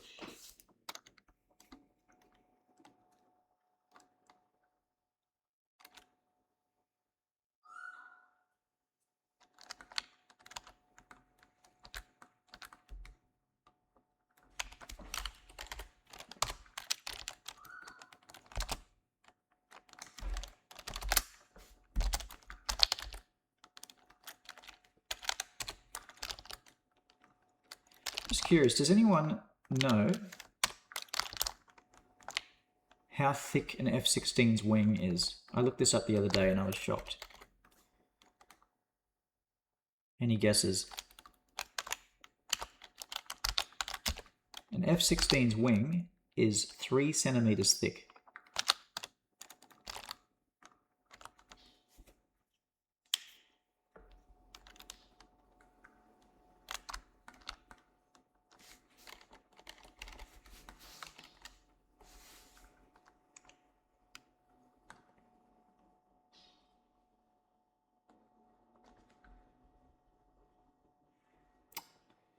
Yeah, I've been to a number of racetracks, but I haven't been to Mount Panorama. It's kind of hard to get to.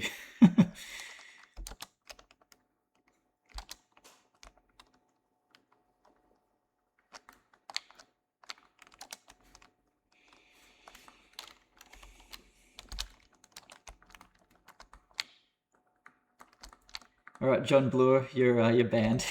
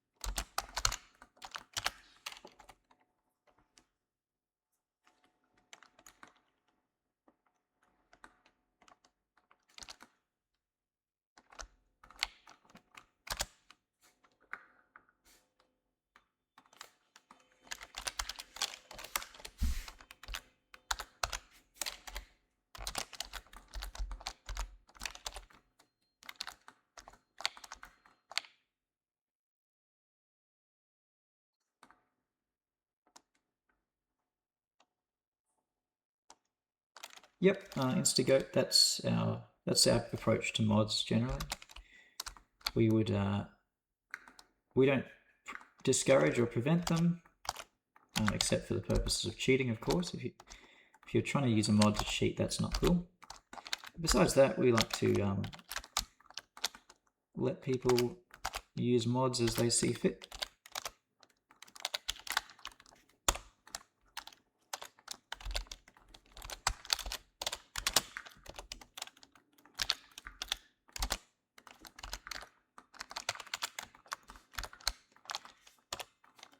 Personally, I don't usually use mods in most games.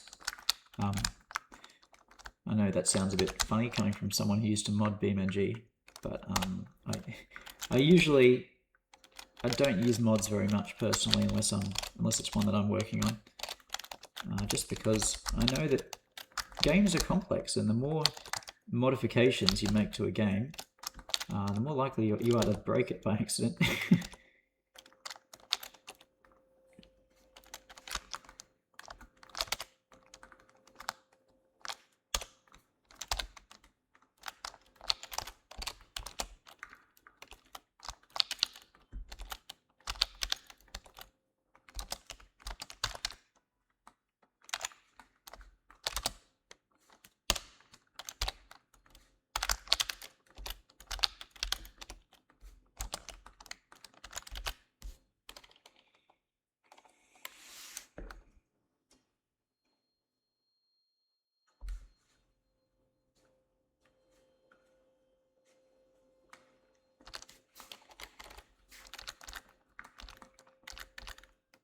If you need mods for the game to work in the first place, that's a bit concerning.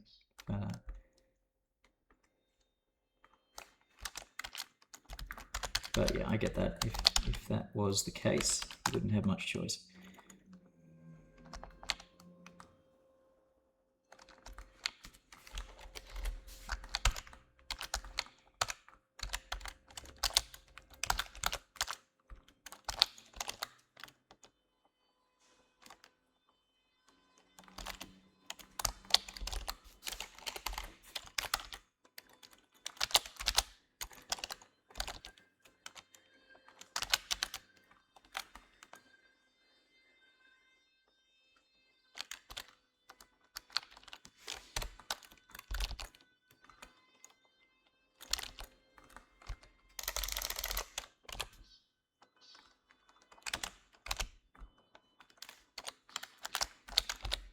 I haven't tried out Unreal Engine 5. I'm sure it's fine, but it's not the engine we're using for this game.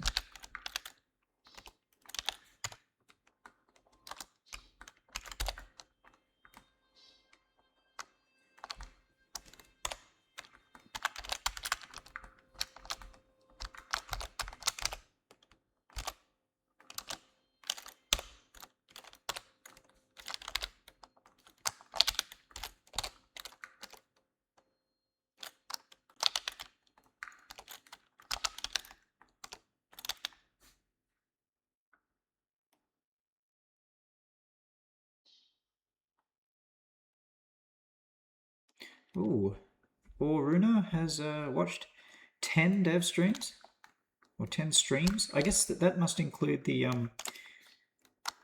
because that's an automated message. That must include Nox then. So I'm impressed if you watched all of Nox. I didn't manage that.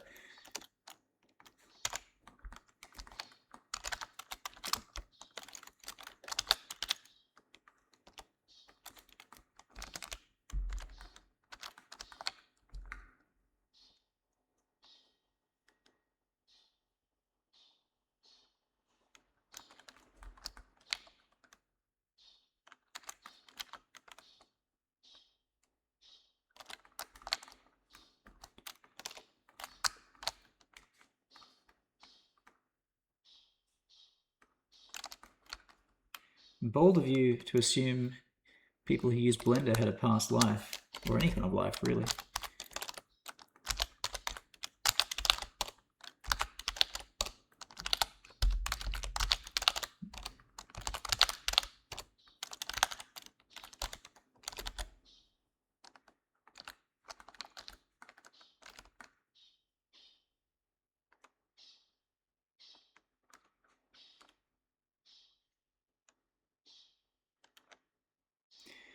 Are we going to get a small missile cruiser in the future? I think that sounds like the frigate fits that description. I think the frigate's indistinguishable from a small missile cruiser. What happened Versatile? Oh, you know, I'm gonna say my cope is that we made the AI too good for the ballistic missile launchers, and then they targeted all of our stuff and took us out. So people want better AI, and then we make better AI and we lose to it.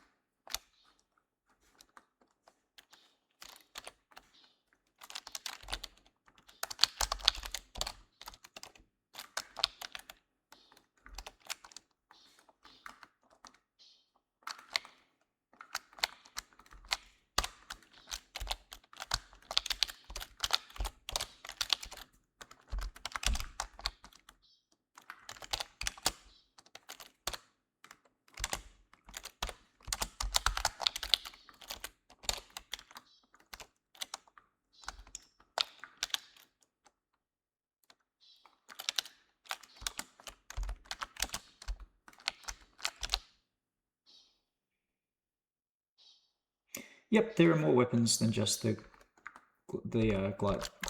submunition glide bomb in the next update. Plenty of new weapons. Well, maybe not plenty. There's a few. And there's one new missile that's AI only.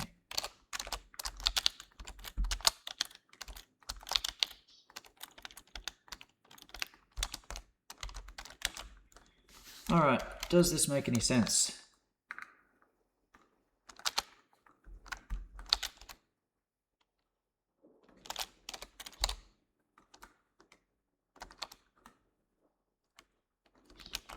I think that is a bit too long.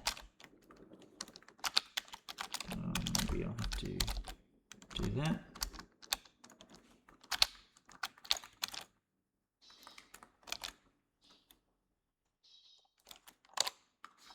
That looks like it could work. So that's the actuator, put a hydraulic ram on that, and that's the hinge. I won't actually animate the hydraulic ram inside it because that's just way too extra. Now we need some, are these ribs or spars? I think they're ribs because although they run front to back, they run across the wing. So we'll add some spars to the wing.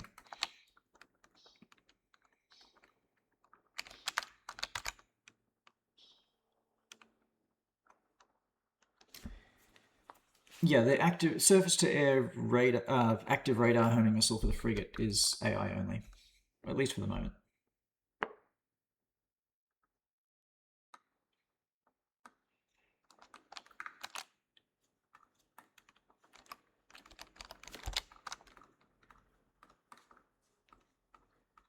Alrighty, John Bloor talks about being extra while adding detailed characters to his merch designs.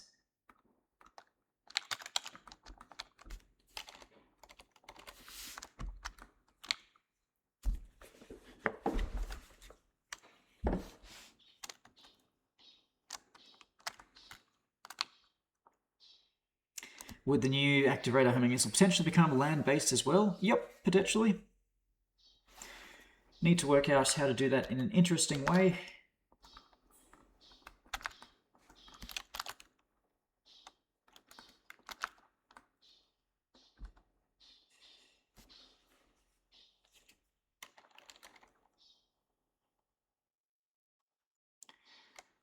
Internally carried Fox 3s are not off the table.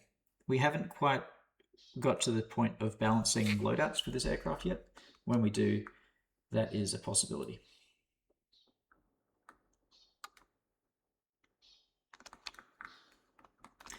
I think this needs a bit of a beefier structure. We can't exactly do a wing box straight through because the intake is in the way, but we can do something, well, that's almost a box.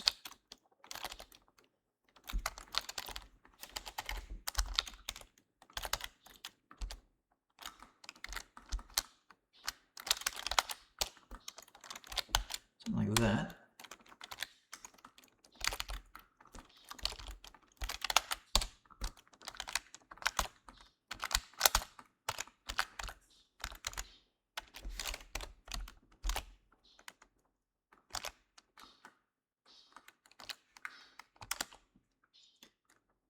Food takeout boxes to the cockpit dashboard of the new plane. That's a good idea. When I do the cockpit stream, you'll have to remind me to put a label for that.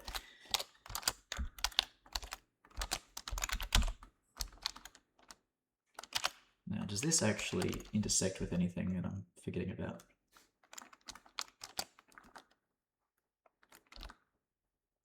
No, it actually fits inside. Fits in, oh, that intersects though. Gotta fix that up. Yeah, just that corner needs to be snipped off somehow.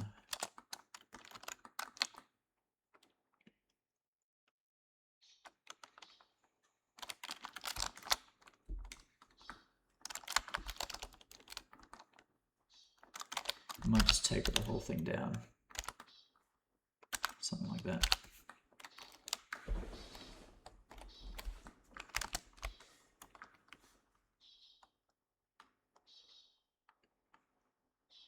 There's a Mitch cameo on the Ifrit. No wonder it was my favorite. I'll have to take a closer look. This one's the Vortex. I'll have to look at the Ifrit. See if I can find it.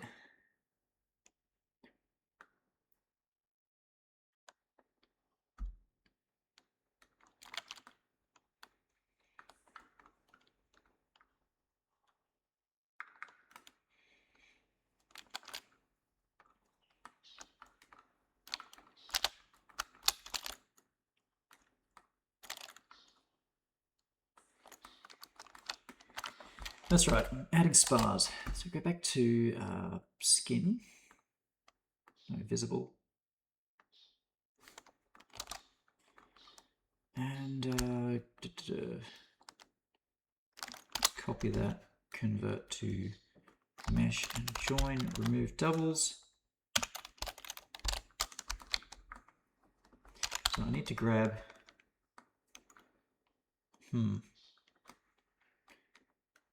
it's a bit annoying.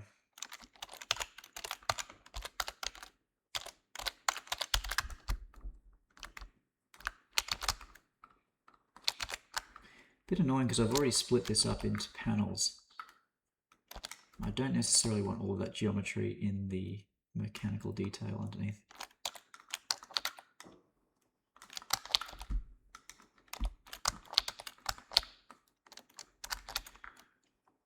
Alright, let's separate that off.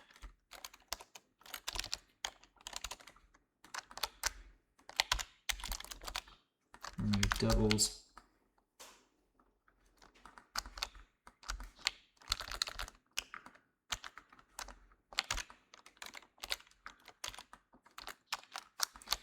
Maybe just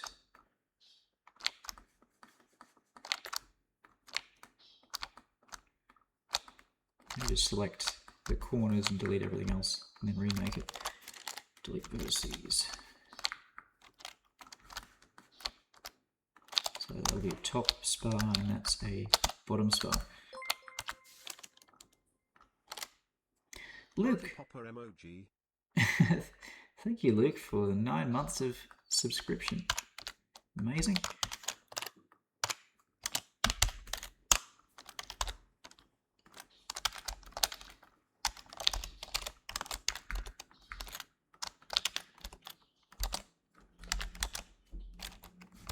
Oh, got the wrong material. We'll use, I need to use jet mechanical for this.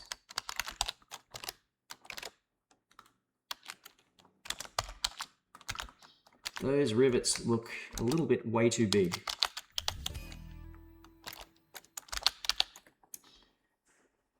Thank you, Rudiger10, for the subscription.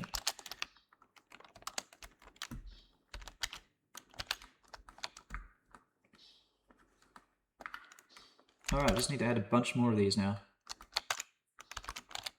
Also, they need to come in a little bit, or else they'll be clipping with the skin. And maybe give them a geometry node for double-sided.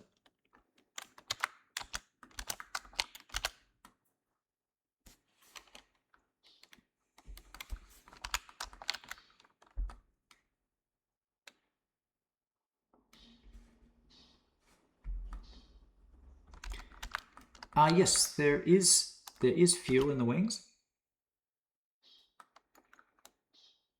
I should probably put a tube for the fuel uptake.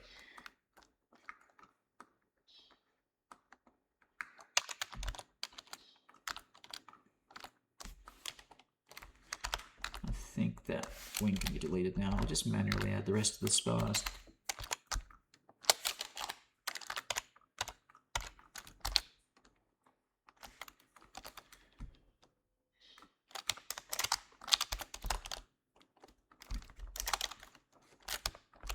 Project that on the face.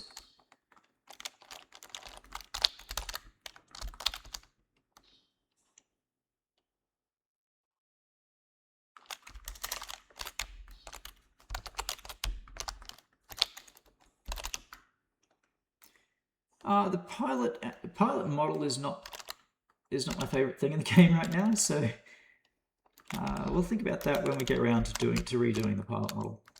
For now, I think we're just going to keep the cockpits empty from inside view. Is the weight of the fuel in the wing significant enough for the flight computer to have to make corrections? No, the flight computer and the aircraft are designed to have the flight computer is designed to handle a variety of parameters, and the aircraft is designed so that it doesn't change much as the fuel drains. So most of the weight is in the fuselage. When the wings sweep backwards, the center of mass goes backwards, but also the center of lift goes backwards. So that tends to cancel out. It tends to mean that the dynamics don't change too much.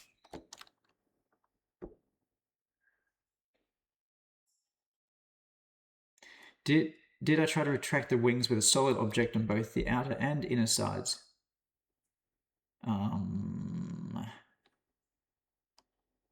No, I just...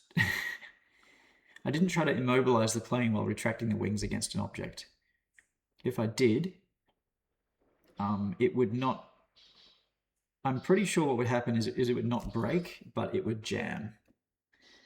If you immobilized the plane and jammed the wing and tried to retract the mechanism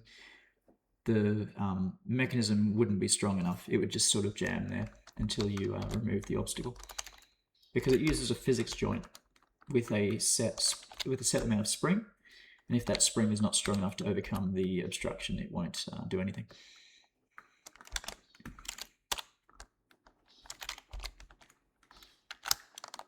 I mean, asymmetric wing sweep is possible in theory, but we only have one custom axis 1 for controlling wing sweep. So it's not going to be enabled, not going to be possible on this aircraft. And I'm not really sure why you would want to anyway.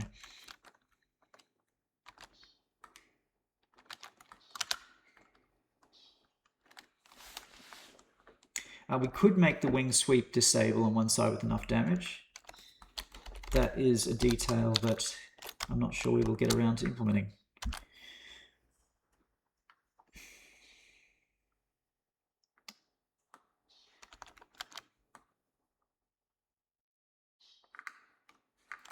Will there be new scenery objects? I can't remember. There might be. I'll have to check.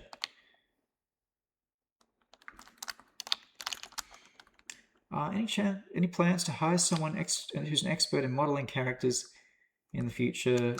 Probably not a dedicated character modeler, just because of the nature of the game. I have got a bit better at modeling characters since I did the pilots. I think that the soldiers are a lot better than the pilots are. Custom access to Electric Boogaloo.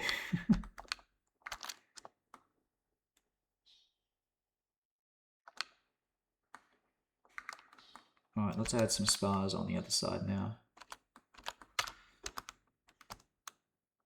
What was the first feature / system that was developed for the game? It was the aerodynamics. First thing I tried to do was make a plane fly.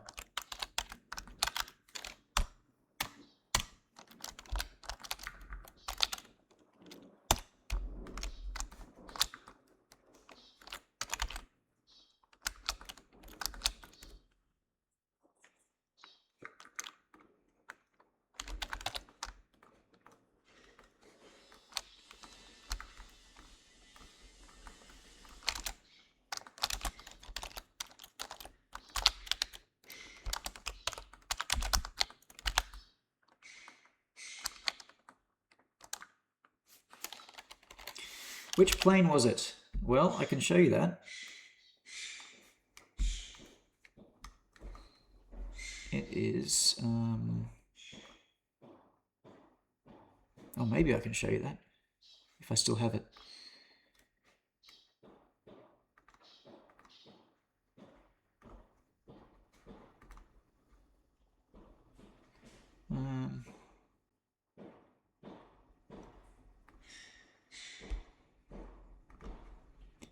I might only have a archive backup. Unity archive backup.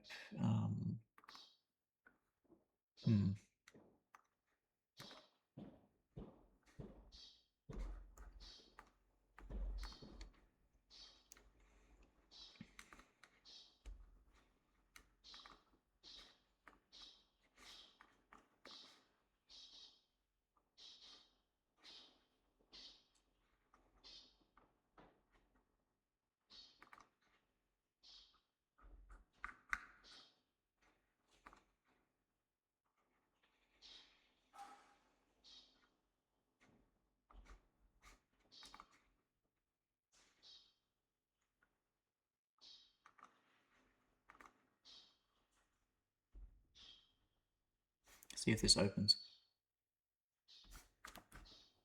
Ah, it does. Okay. This was the first...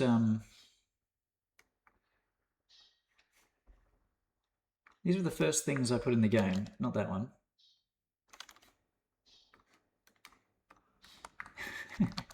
This aircraft, it's a crazy looking Fallout Star Wars design. And there was this, oh wait a minute, that's not the one. Recon drone.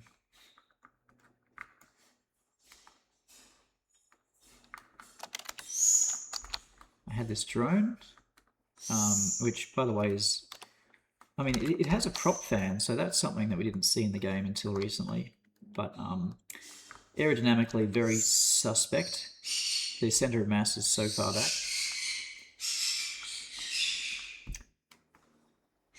There was the original light attack helicopter, which, yep. I just modeled one rotor blade, of course, and duplicated them.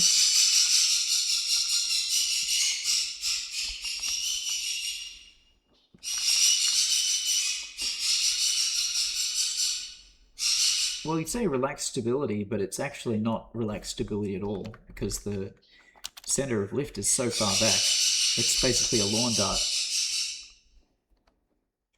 And then,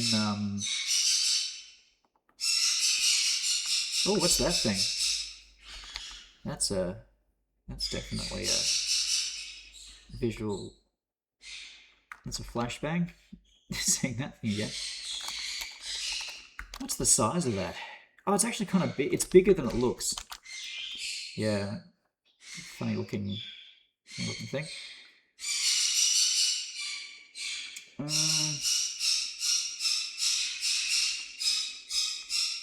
strangely put that in the scenery folder. Now this, I'm pretty sure this was just like this never really made it anywhere near the game. It was just me experimenting with a unique VTOL configuration. But just looking at it now, I think that it's not going to be very, like that fan at the back is huge and these fans at the front are tiny, so would definitely be some balance problems there. A playable wind turbine. Oh, there's a dude sitting in it.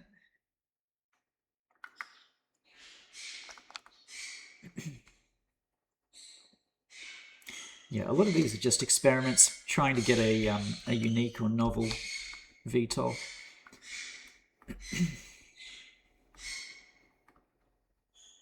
And then, of course, we have... Whoa. Not that one. We have the SFB-81.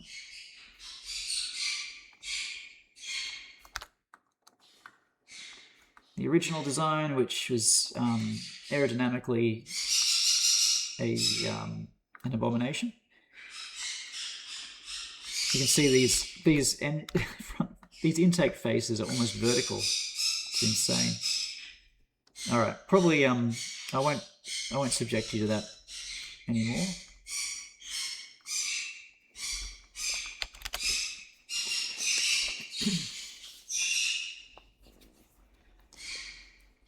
Yeah, those fans kind of did end up on the Ibis.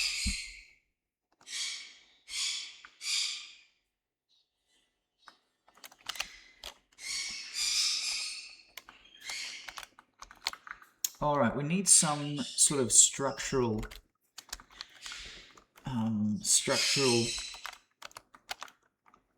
integration with this pylon. So right now it just sort of hooks onto the wing spars, which doesn't seem very realistic to me. So to fix that, I think I'll take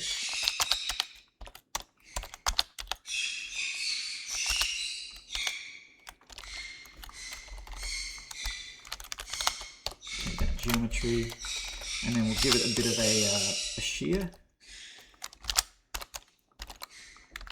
Maybe taper the end because the whole wing is tapering like that. And we'll make like a box to support the hard point.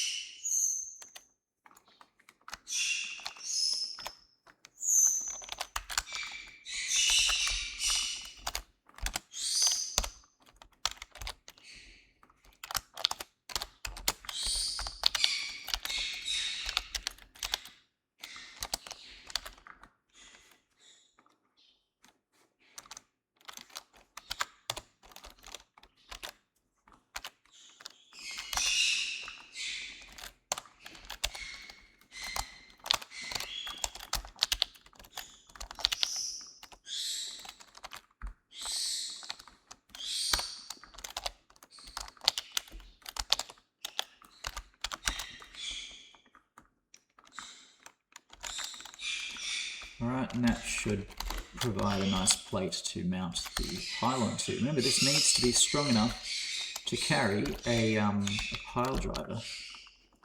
Not just a pile driver, but a pile driver under several Gs.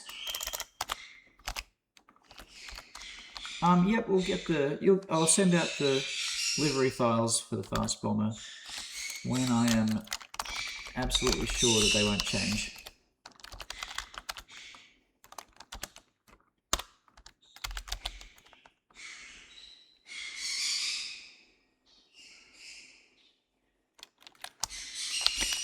The pylon is able to rotate, so thanks for reminding me about that. I should include some kind of pivot mechanism, or at least an indication of it.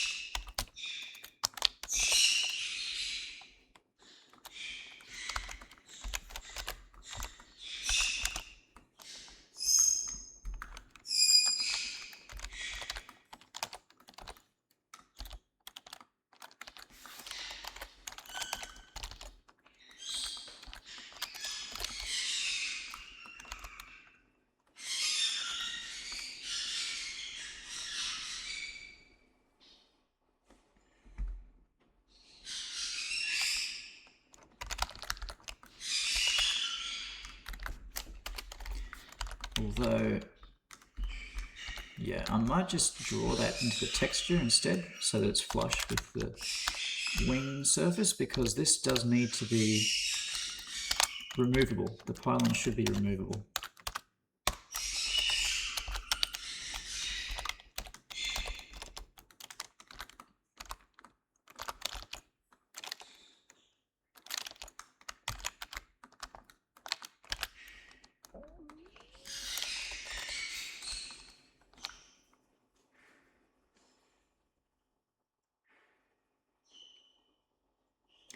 The AGM 99s are fine. They don't really need to maneuver that hard off the up after launch, because they're cruise missiles and they have a really long range, so they've got plenty of time to turn towards target.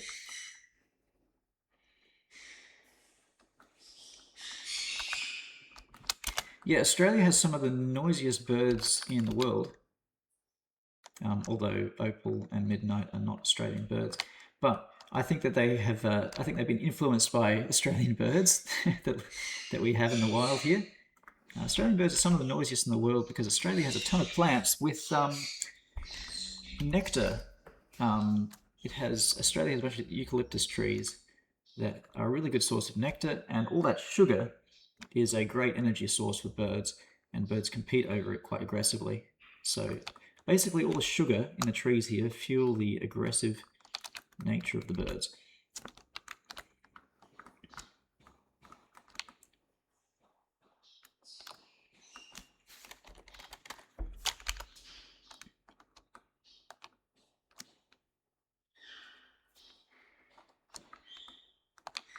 Sugar makes screaming birds. Yep, I think we can sum it up like that.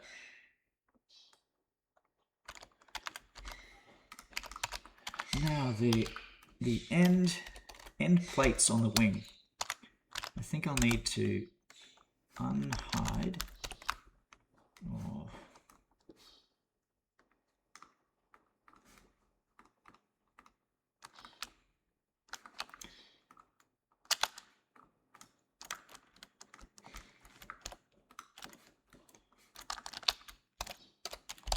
There we go.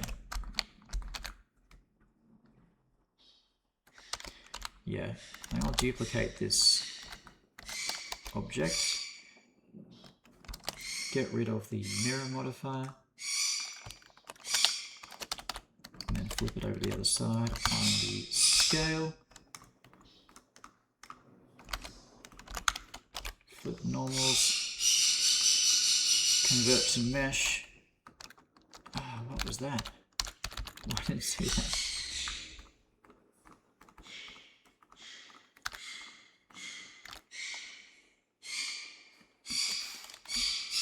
Animation data clear. Convert to mesh, delete everything except that.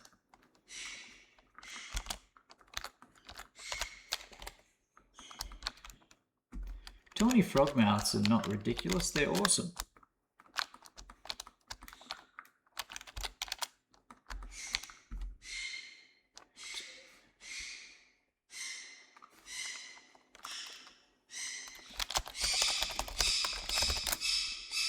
That's a tawny frog mouth.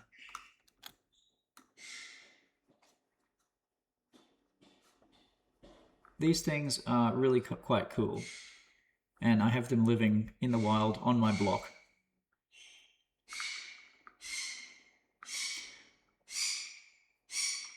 Look at that camouflage.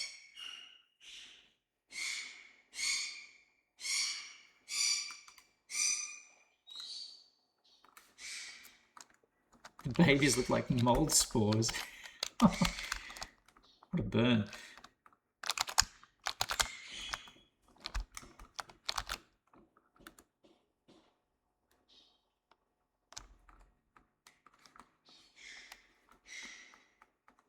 Delete everything but that.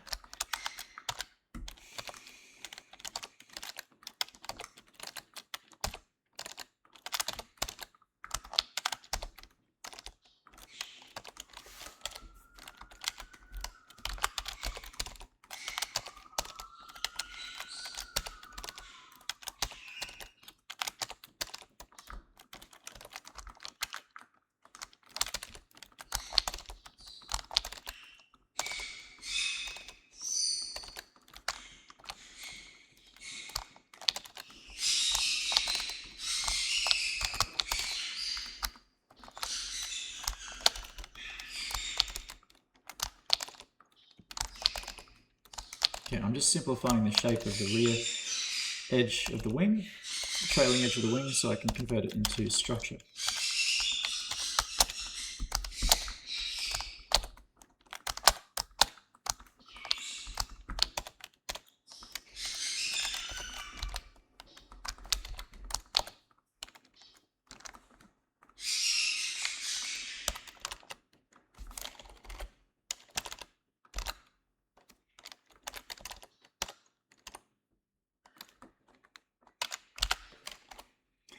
Do I have plans for the aircraft after the FB1, the Fast Bomber 1?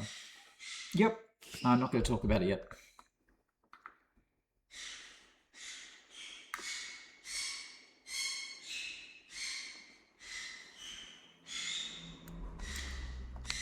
Yeah, I make backups. I was just looking at one of my backup folders before.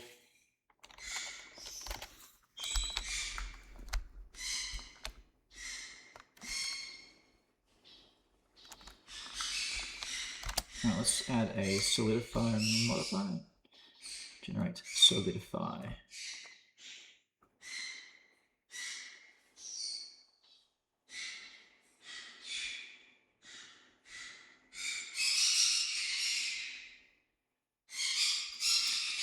Hey Rusty, yeah, I'd love to. I've been thinking about how to do that in an intuitive way. Perhaps drawing the heading of the nearest runway as like dynamically as a line on the minimap might be a way of doing it. I've got some other navigational aids that I've been thinking about, and just situational awareness aids, which I haven't got around to implementing yet. But maybe when the new programmer starts, we might have them help with setting those things up.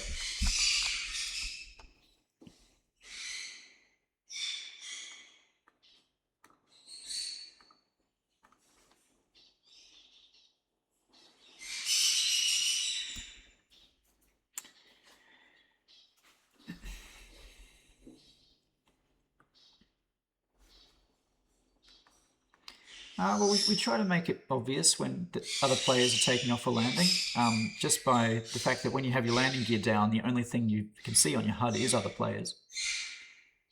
So, like, as you're entering a runway, you just pretty much just look, because any aircraft in the area will be the only thing visible on your HUD.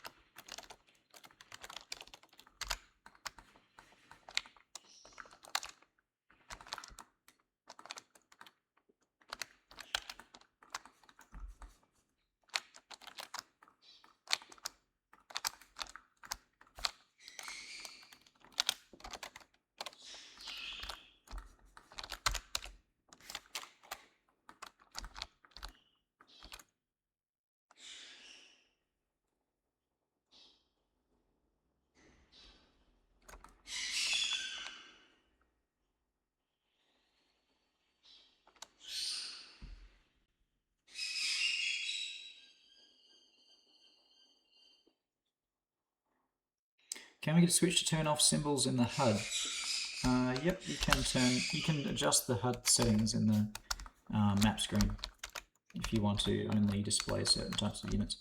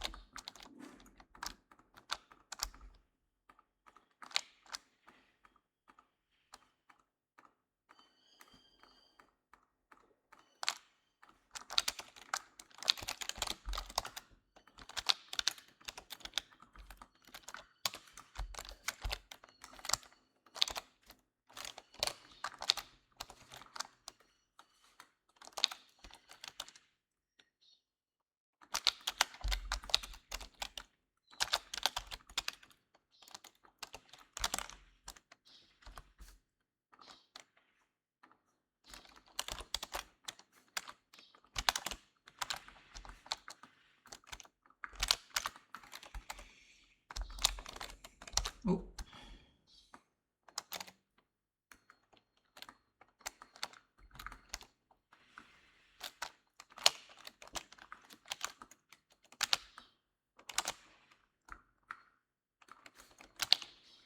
All right, wing is coming together.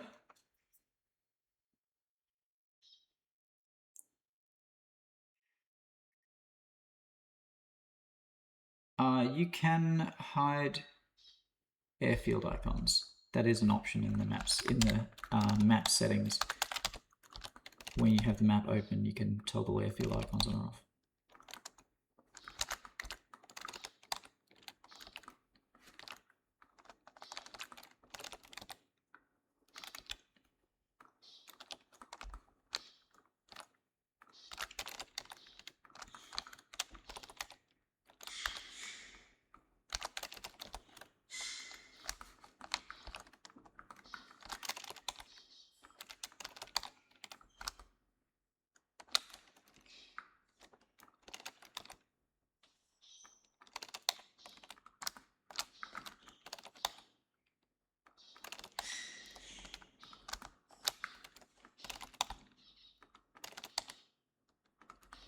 It's kind of therapeutic joining up geometry like this.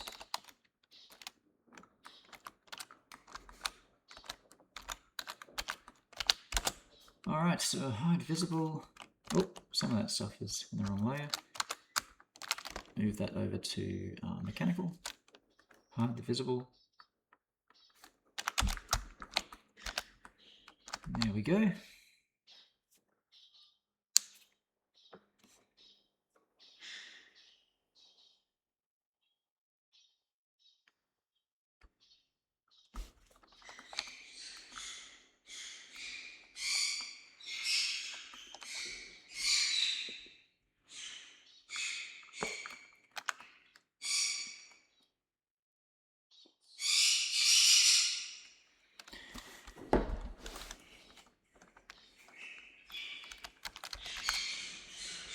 Heartland has some empty areas in the corners, however they're pretty heavily used by existing missions. So I'm not sure if we do actually want to populate those. I think at the moment we're going to be focusing on the new map.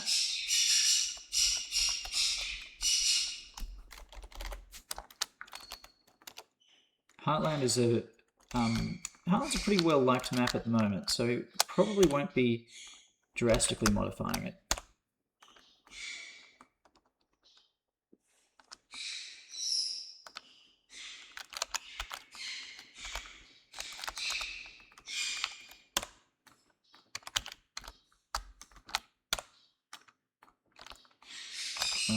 Clear scene, there we go.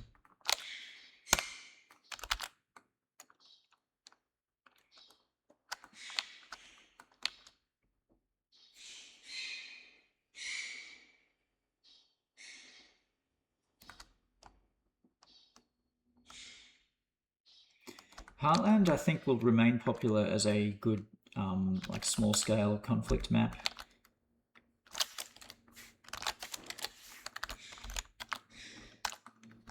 But yeah, we need to keep expanding the, you know, keep the direction of game design moving. And I think in order to do that, in order to implement some of the things that we'd like to, we do need to be moving towards a larger map. Thank you for the 3 months. 3 months of subscription, Satrox. Thanks very much. Welcome, KB1MB93. This is the fast bomber structure. I have been working on this for a little over an hour. I might be switching to something else pretty soon because you don't want to just be doing the same thing all stream. I'd like this to be a bit of a cross-section of things we're working on. What I might do is add some, there we go, add some greebles, little details. I'll try this texture first and I'll add another one with some bigger linkages. Thank you, Idiot911 for the subscription.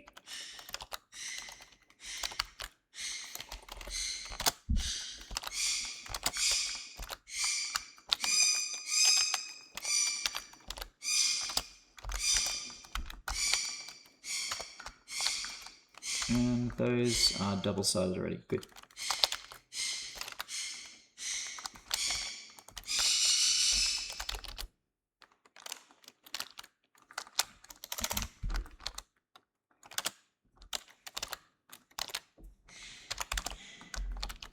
How do I come up with names for your planes? For my planes? With difficulty. I can't believe I call this subscriber an idiot. Yeah, it's very rude of me.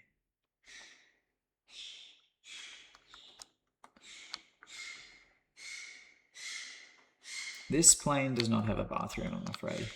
It's not as luxurious as the Darkreach. I keep a list of everything suggested and pick something else.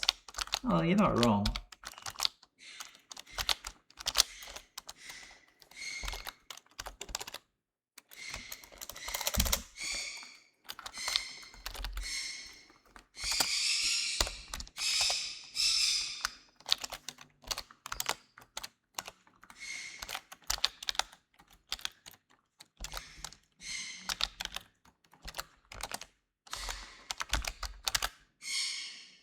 When are we getting proper coin? Like the first plane in the game was a counterinsurgency aircraft?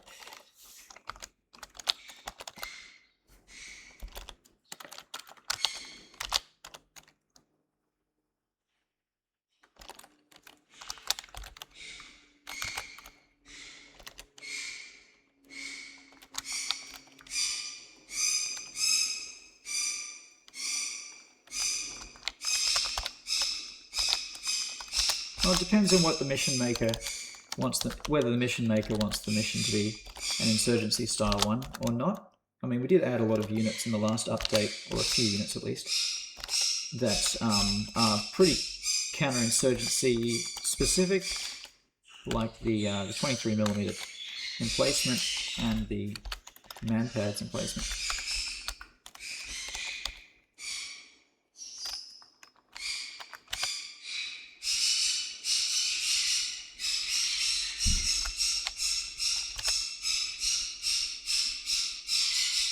Have we considered using a NASAMS like, oh, sorry about the birds everyone, it's noisy o'clock. Considered having an NASAMS like SAM system using scythes. We'll probably be using the new active radar homing missile or something like that instead.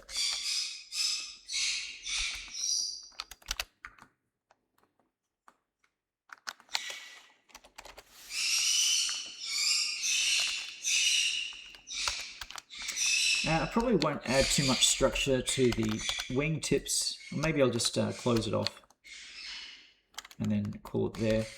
The wing tips can get the like composite honeycomb texture later.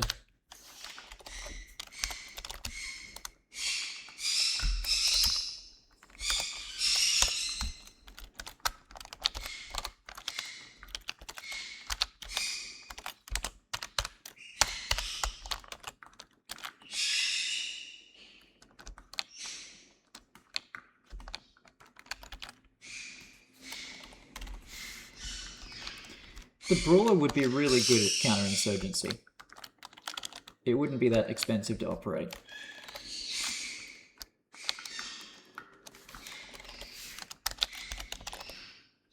The only thing it doesn't do as well as the Cricket is recon.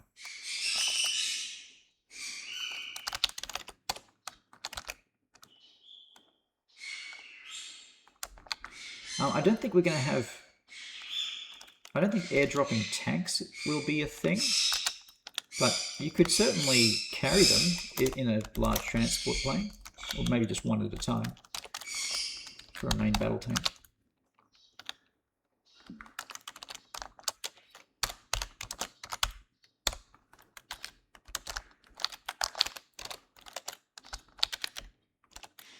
Yeah, you could carry a few APCs at once, I'm sure.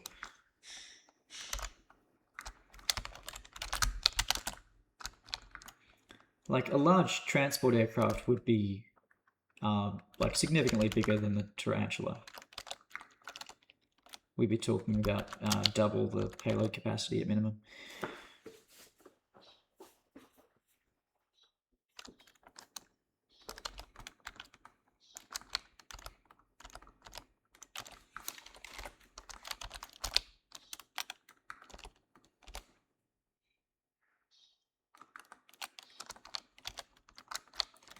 The Tarantula is bulky and it has a voluminous cargo bay, but it's not really that big. This aircraft is actually heavier than the Tarantula.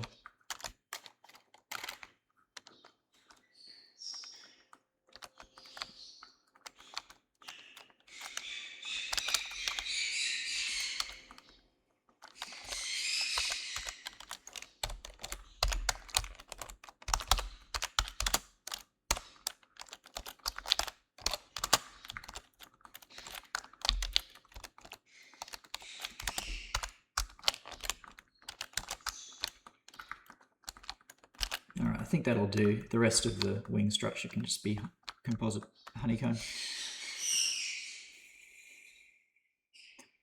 What's the size and stealth of the fast bomber compared to other planes? It is big and it is stealthy. It's a little bit less stealthy than the Ifrit and the Vortex, but it's still in the same ballpark.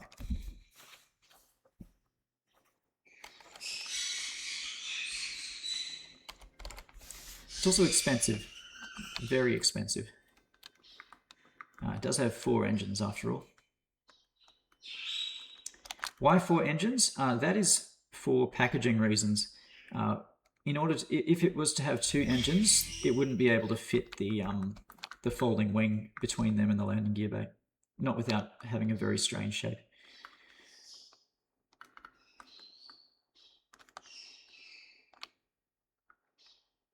Thank you for the subscription, Mango Fanta. Why not 6 engines? Do you really want this to be even more expensive?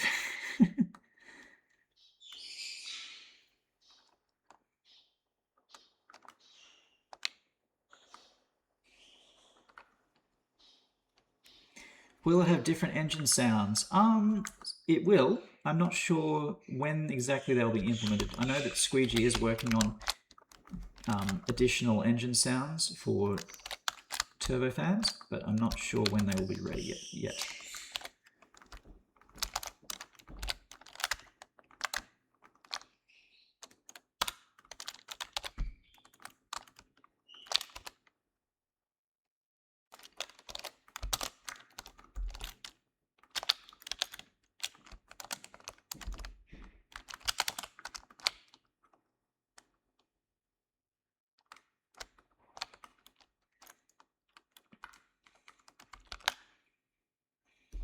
Price range is currently looking like somewhere in the vicinity of 2 Dark Reaches. Yes, very expensive. Okay, wing is pretty much done internally. I'm just going to take a break. I've been looking at this wing for a while.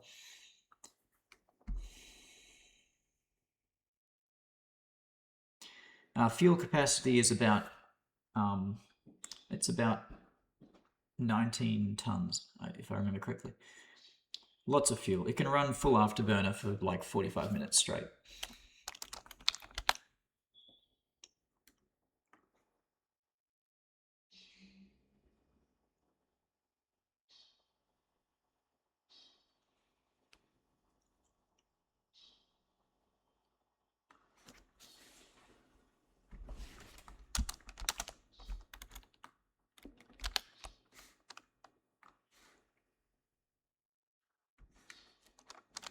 I'm gonna go.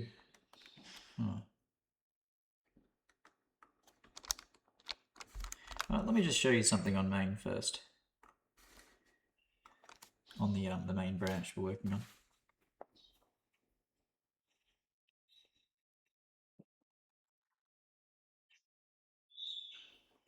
Why is the Fastbomber 1 so expensive? Because it's advanced.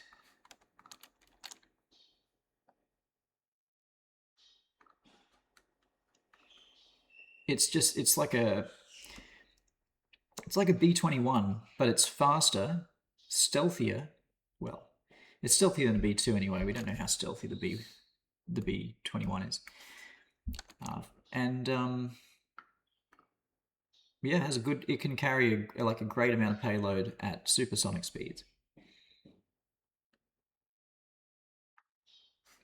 Yeah, and it's an electronic warfare platform technically.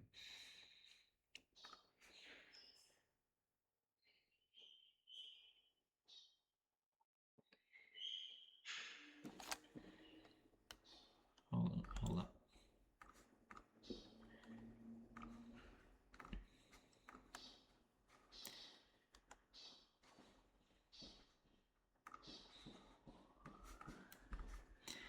So this is pretty work in progress, and I can't promise when this is coming to the game, but just to show you that we do care about this stuff and are working on it.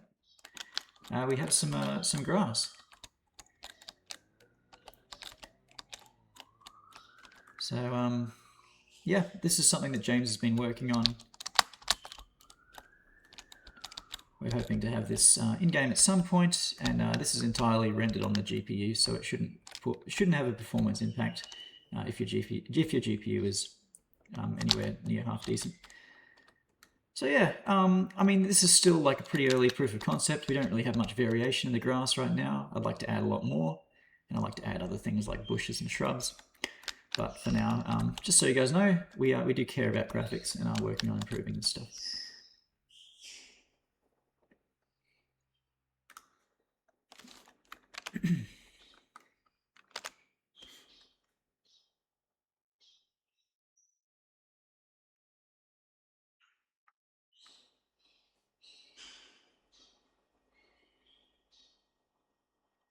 Do we get buffs if we touch the grass? Yeah, I think some of you need to.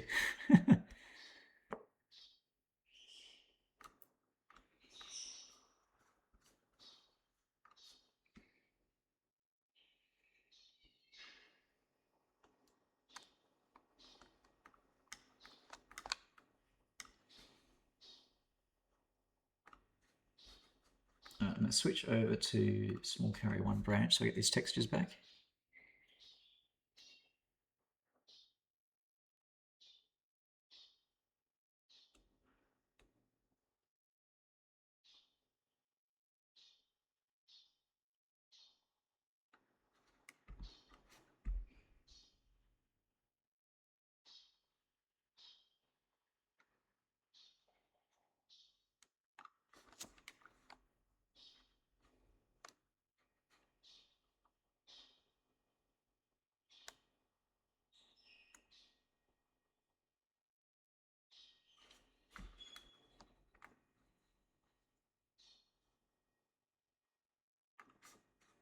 Okay, yeah, we've got textures. All right, so this is pretty much the... wait a minute. No, it's not. This is pretty much the final form of the LFD, or Littoral Flight Deck. It is about 95 meters long and 36 meters wide. It is a small waterplane area twin hull. Pretty simple kind of ship. It's medium sized. It's a little bit bigger than a Shard in length, and it can carry helicopters and VTOLs internally. So that is the elevator that goes down to the hangar deck. And oh, we got some very shiny interior. Don't mind that. That's just a... mustn't have set the shader up properly in Blender. It has some VLS. These will probably be Ram 45s for self-defense.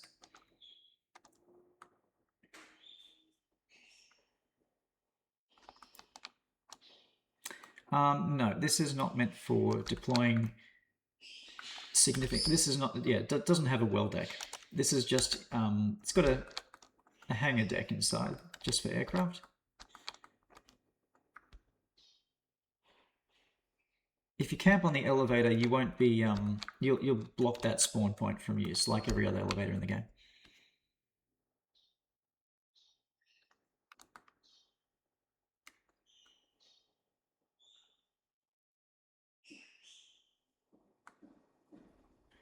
Why the hole in the middle?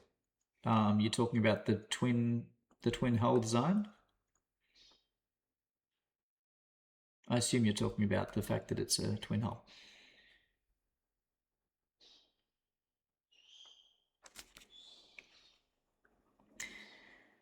Yeah, it's a twin hull because you know, if it was a single hull, it would be too wide.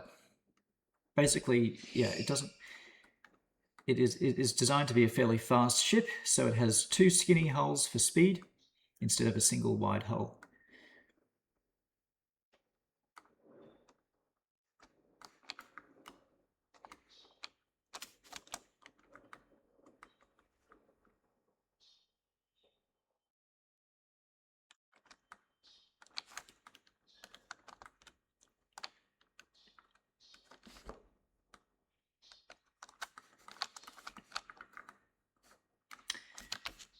I just realized these are not shaded properly, so maybe... there we go. Move the auto smooth. So that's a laser. We'll see how that works in game. If it's too imbalanced, just add another one of these.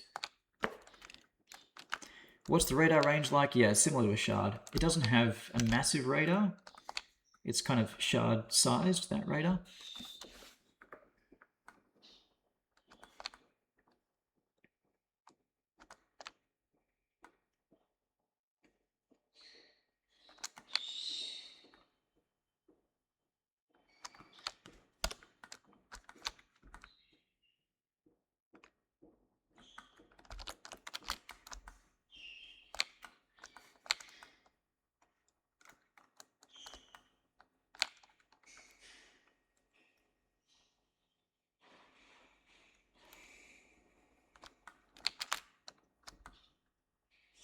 I think even like 100 would be a large complement for a ship like this.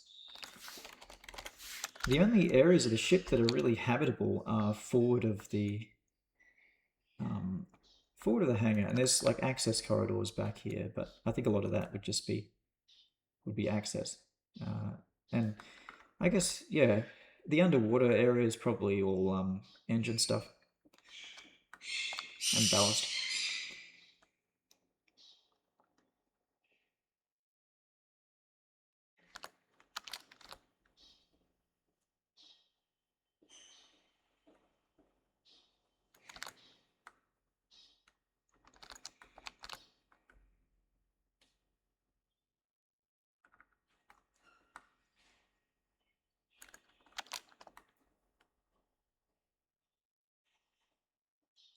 I don't know which radar you're talking about, Warnie. The radar is inside that big pyramid.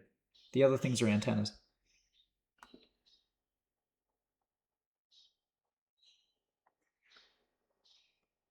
What's the most unpleasant living space on this ship?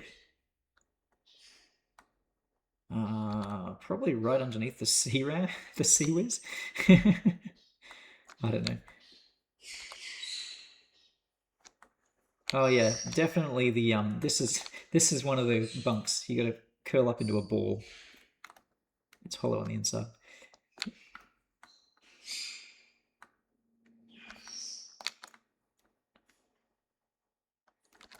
Does this ship still have AGM 99s? I don't know. It could have some. It could have some installed, but I actually don't think it will. I think if this wants to launch AGM 99s, it can just mount them on the aircraft inside, and they can launch them instead. That would be much more advantageous.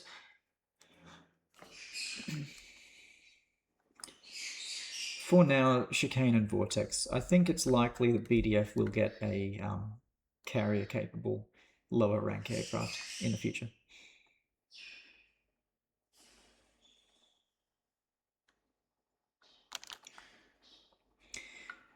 Yeah, these doors, they could be equipped with launchers, or they could just be other types of cargo door. So we're just keeping things open in case we want to change the design, but at the moment I think it would make sense for this to be a purely aerial focused design. Like just what it says on the can, it's a littoral flight deck.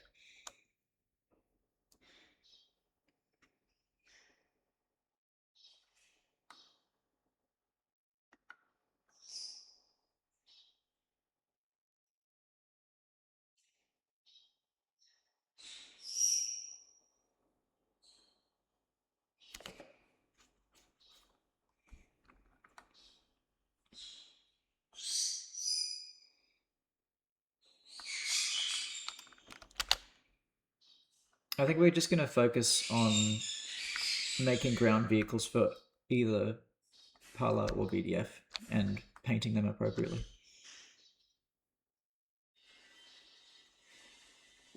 And yeah, I don't really care enough about serial numbers. This is getting dangerously close to rivet counter territory if you're asking for dynamic serial numbers. More interested in like having a game that's fun to play than that stuff.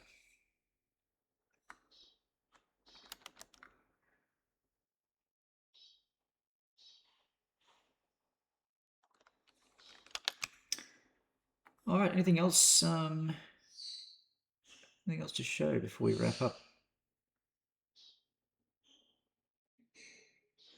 Go. Frigate 1. This thing's already done, basically. Oh, I didn't actually show the lights on the small carrier one.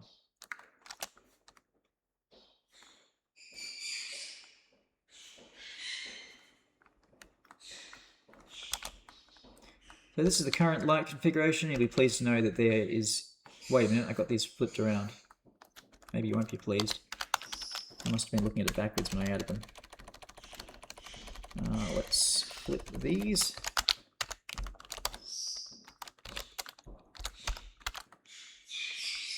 There we go. The navigation lights are... there's just a single set of them. And then we've got some deck edge lighting on both sides. And some runway start and end markers.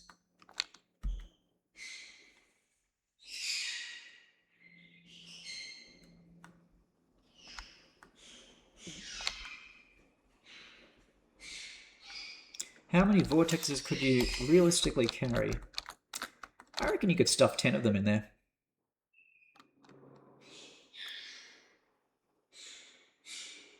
Although AAA might be able to fit even more.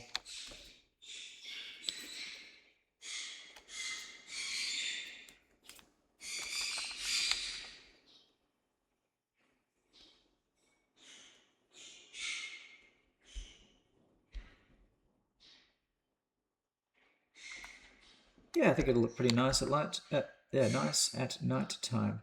Also, these lights are directional, so you can see them from this direction, but not so much from the other direction. So there's a bit of magic for you.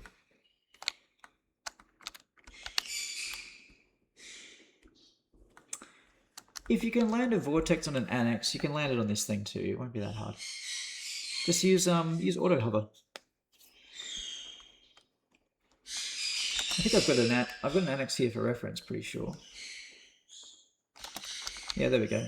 So like, in terms of the space you have to land on, it's almost more generous than an annex because you don't have to contend with that tower.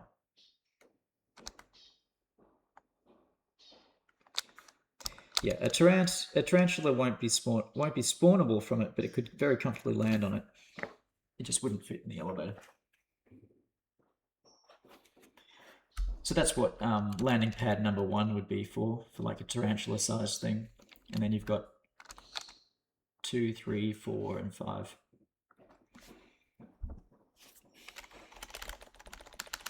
Should put it the right way up. There we go.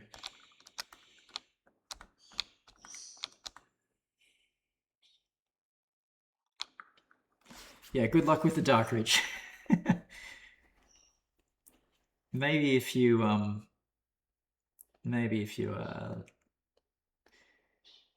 like if it's going really fast into a headwind and you damage the Dark Reach, you might be able to.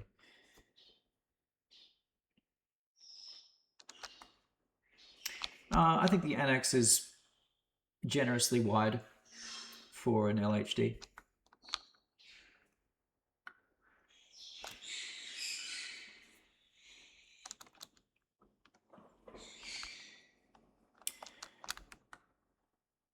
Yeah, any wider and you would probably start to run into like realistically issues with hull shape on the annex.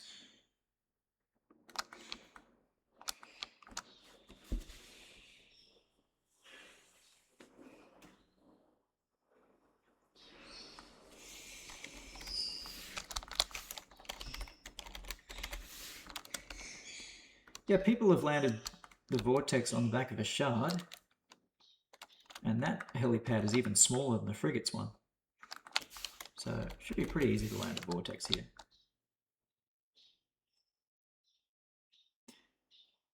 Can we see the frigate use its missiles against cruise missiles?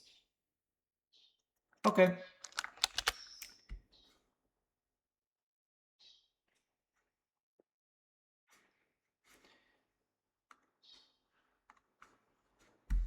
Let's go.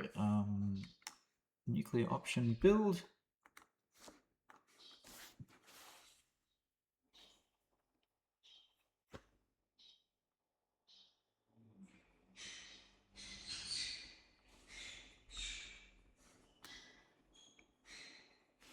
Can you land a tarantula on the frigate? Let me just test that real quick. With some skill, I think that's a yes.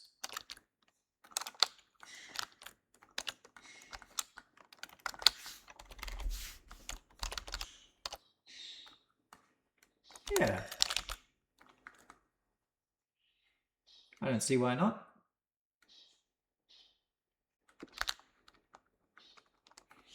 You might be might have an no, that wouldn't be easier. Yeah, you're just you're gonna have to be careful where you put the nose because there's not much space there. You have like maybe 5 meters of margin there before you go off the back.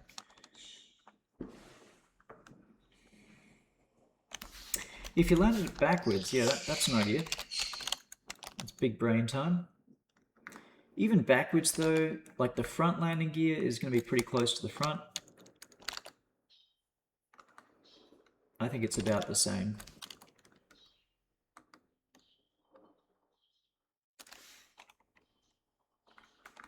Yeah, unloading cargo directly into the bay would be a lot more convenient like that. Alright, let's go back. Mission editor. Destroyer fight. I'm going to see...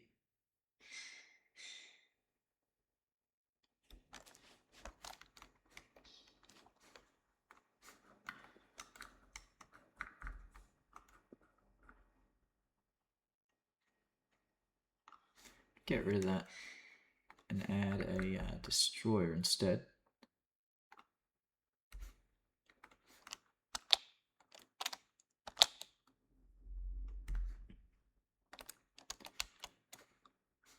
But I don't want it to just snipe. Yeah, I don't want it to just snipe the frigate. Add it over here. So new add a dynamo.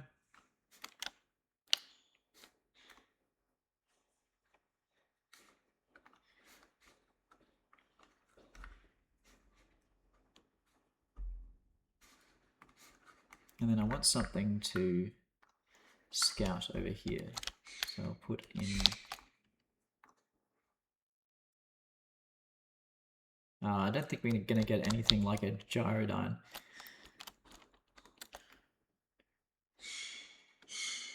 Basically, I don't think people are patient enough to fly really slow aircraft in this game, and I don't really expect them to be patient enough too. It's a pretty fast-paced game, so I'm not really planning on putting very slow helicopters in.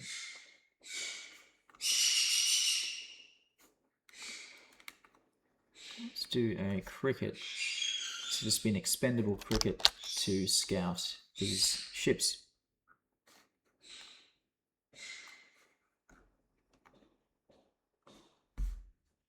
Alright, we'll save, destroyer fight.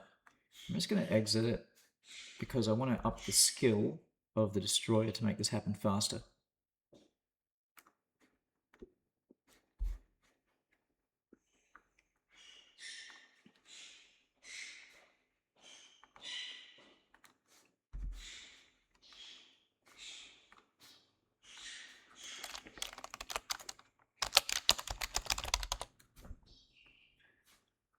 Okay, so I want the destroyer that's on Parla.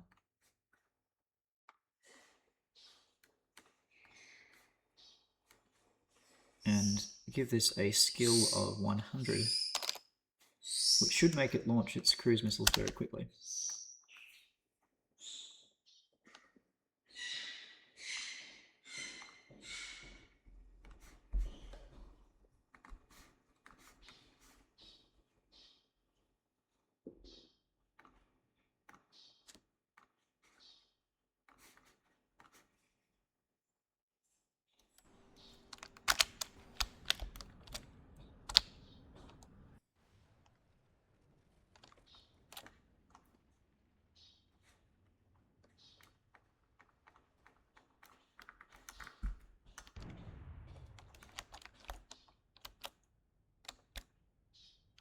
Right, so they shot down the cricket. Is this dynamo going to launch its Ashens?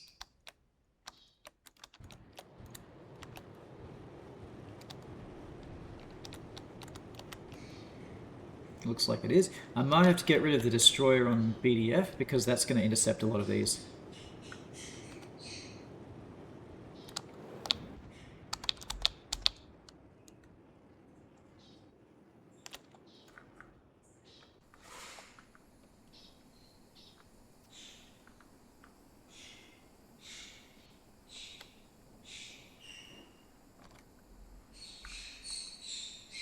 Yeah. I'm pretty sure I'll have to run this again. Okay, mission editor. Destroyer fight. And I'll get rid of the 2 BDF destroyers, because they're going to be too powerful.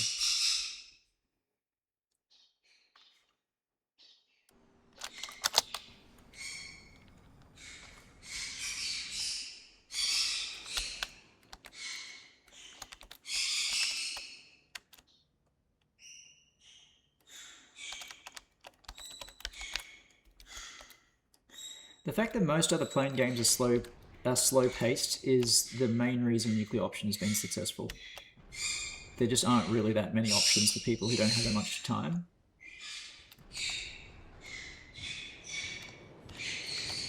So, yeah, we really don't want to give that up. That's kind of why people enjoy playing it.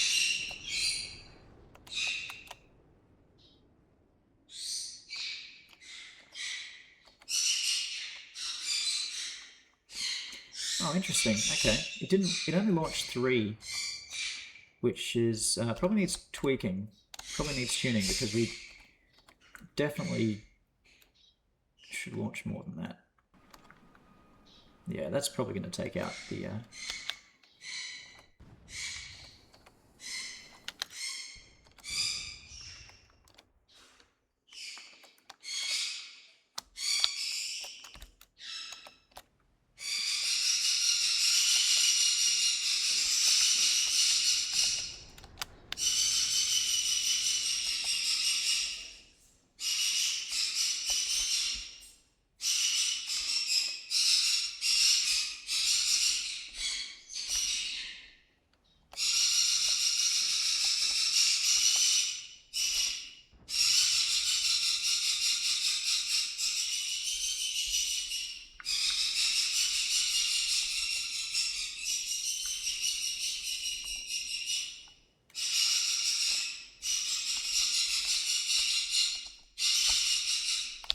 I think these...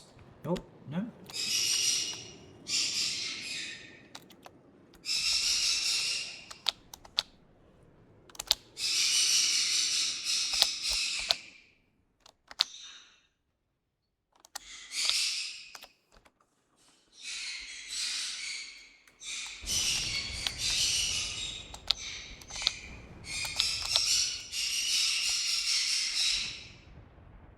Alright, I think we'll have to tune some of the stats. The frigate might have been based off the shard, which is why the Dynamo's only launching 3 Ashens at it. We'll have to tweak those values in the AI.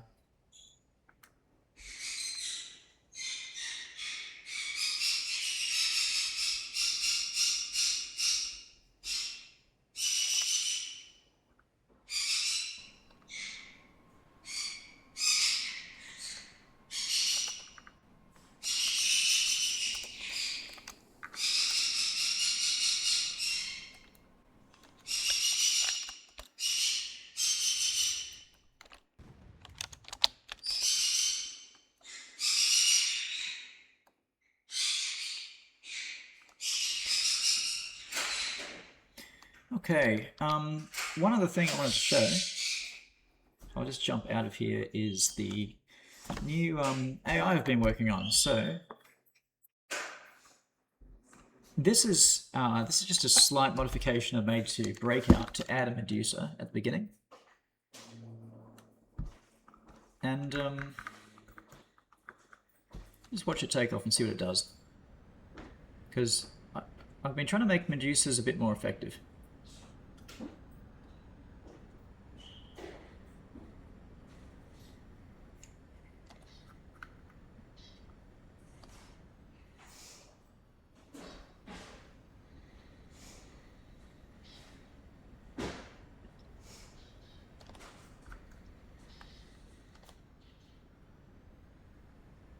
The new Cricket turret does not disable the lower pylons. However, it does add a bit of weight, and you may want to reduce your payload.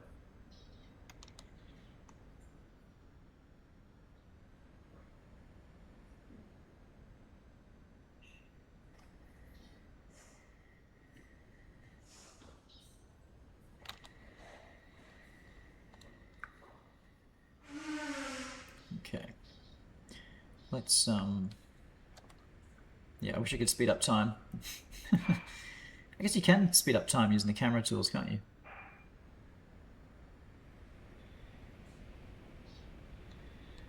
I'm used to using my hotkey in the editor.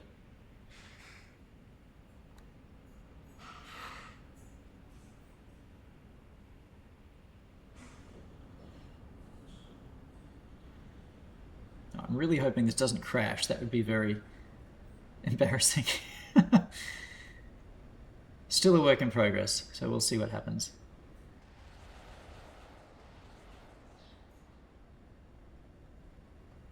So it's pulled away. It's now jamming both of those shards.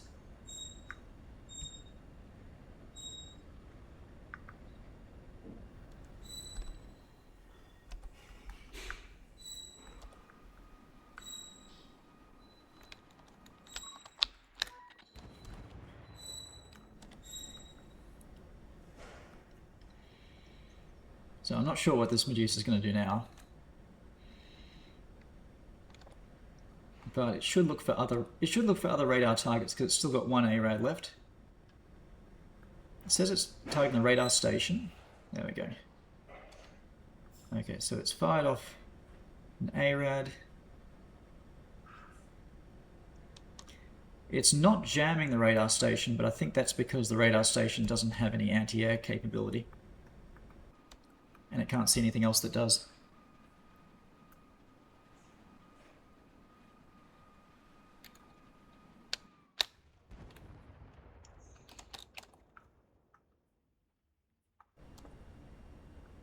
Alright, so now it has spotted those shards and it's jamming them. But it doesn't have any weapons left. Still might be able to help these compasses though.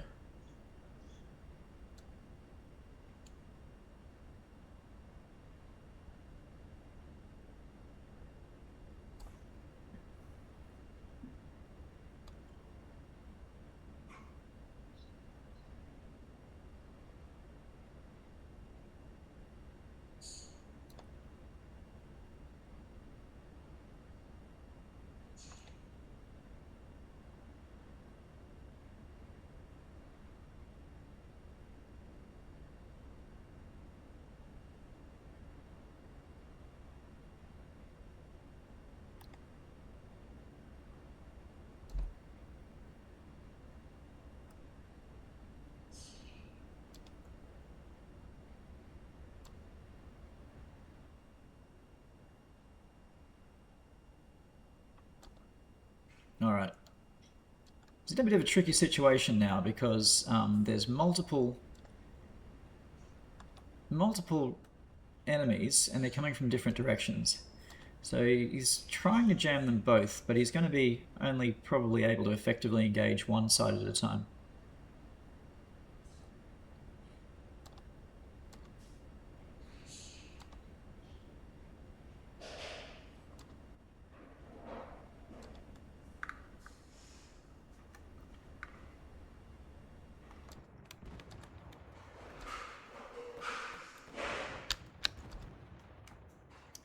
These anvils are nasty. There we go.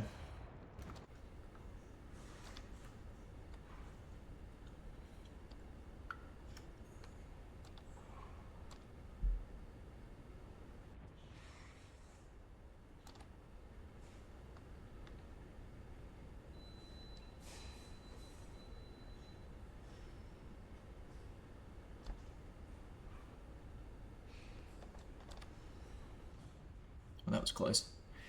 So these compasses are actually, they've survived. I think one of them might have been shot down, but that never happens normally. Just by adding a Medusa at the beginning of this mission, it's made the compasses way more survivable. This one's still getting chased by Ram 45.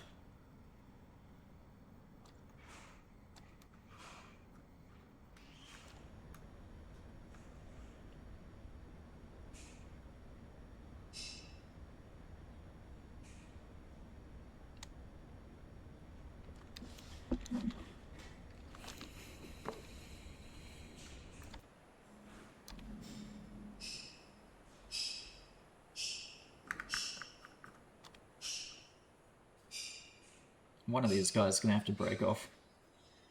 It's too close for too close to be landing like that. Should be the rear one. Is he going to break off?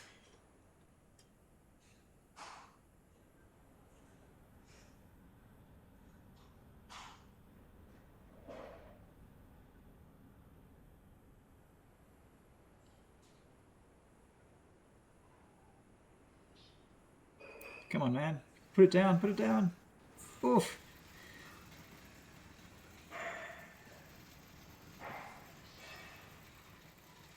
Well, that's embarrassing.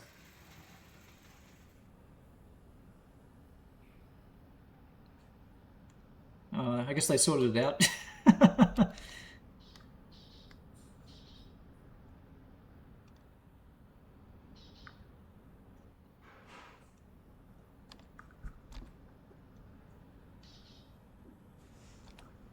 if it works. Oh no, they got the Medusa. Alright.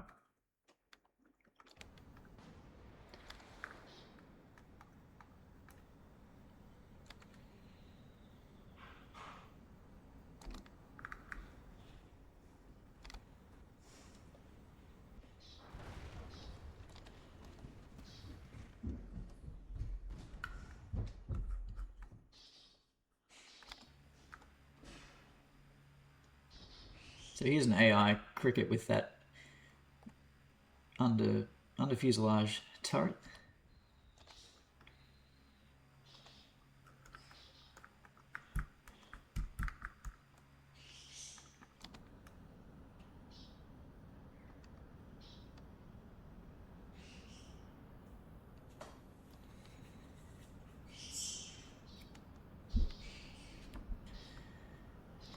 Some aircraft have random loadouts, other aircraft do not.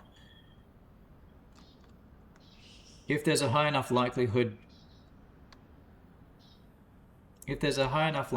that a random loadout will be a bad one, we'll add locked preset loadouts for the AI to use.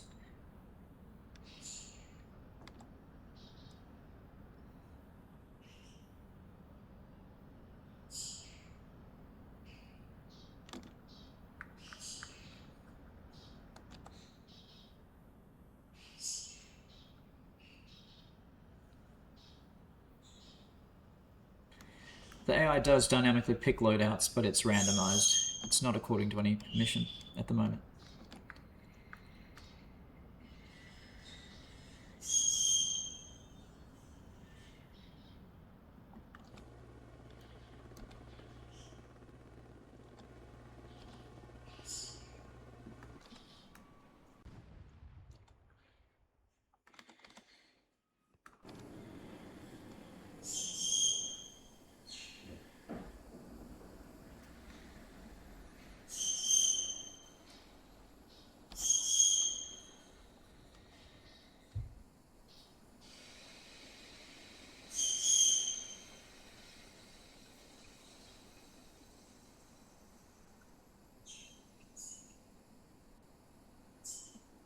There is separation between player chat and kill feed.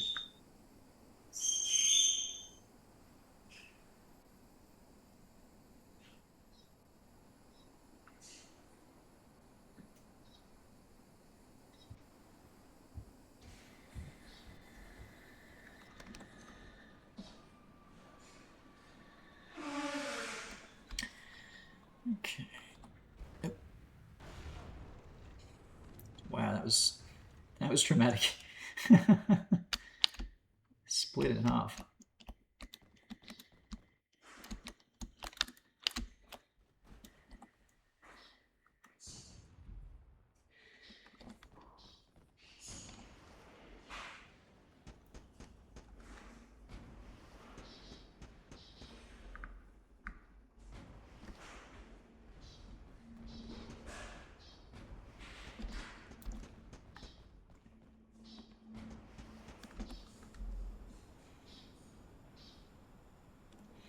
Okay, so let's see if the new bombing state works now.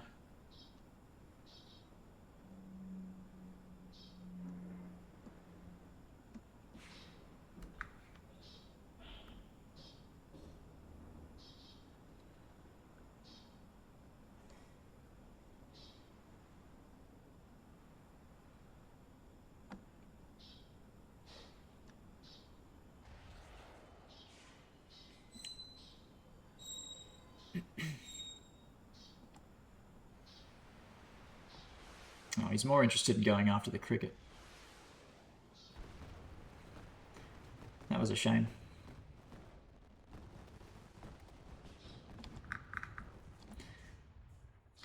Well, he did get the cricket, but not a very good trade there.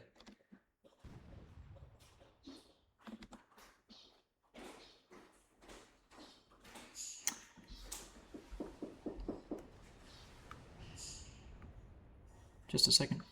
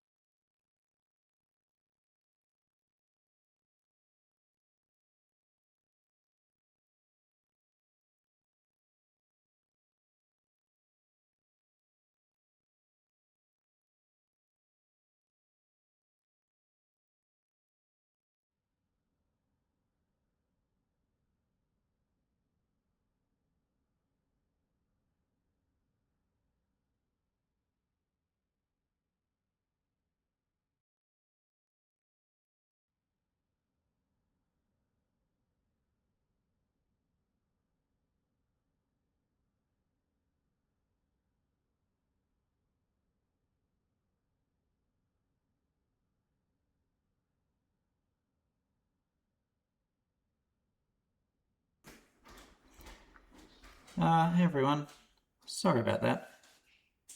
While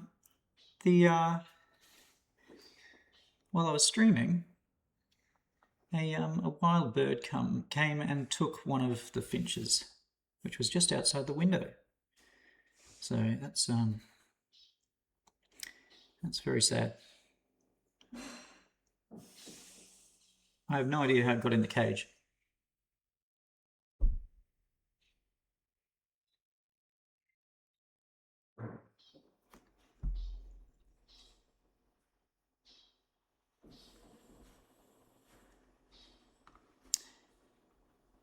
No idea. Anyway, I have to go get the other. I'm just gonna go get the cage back inside. It was like it was right there.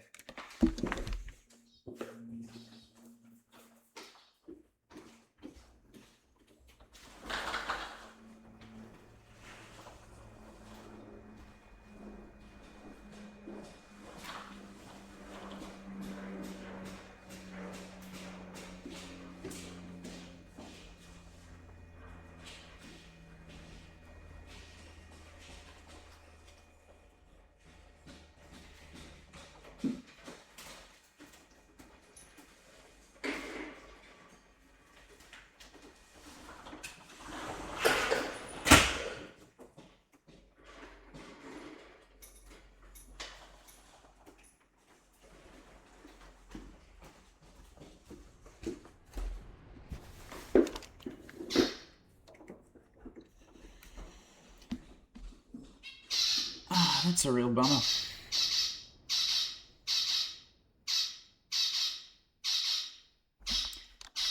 No, it wasn't Opal or Midnight. It's just one of the finches.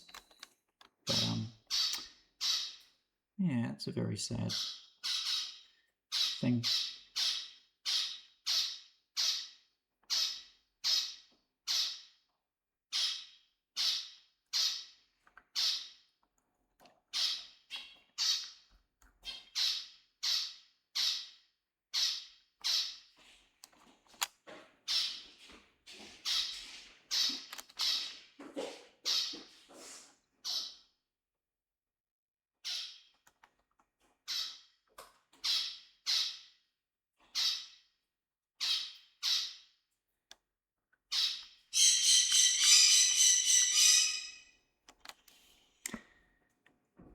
Alright guys, well, what's the time? 10:30. It's been 3.5 hours. I might wrap up the stream pretty soon.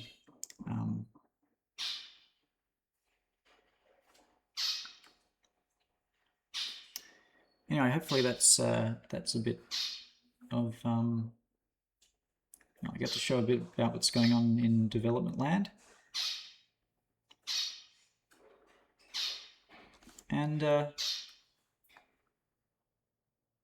yeah, I'll do another dev stream pretty soon. But thanks for tuning in, everyone. And yeah, I think I'll just have to go sort out the situation, and might have to get another finch, which is a sad thing. Anyway, I'll get Opal on the stream next time, and Midnight as well. Anyway, thanks for tuning in, everyone, and I'll see you later.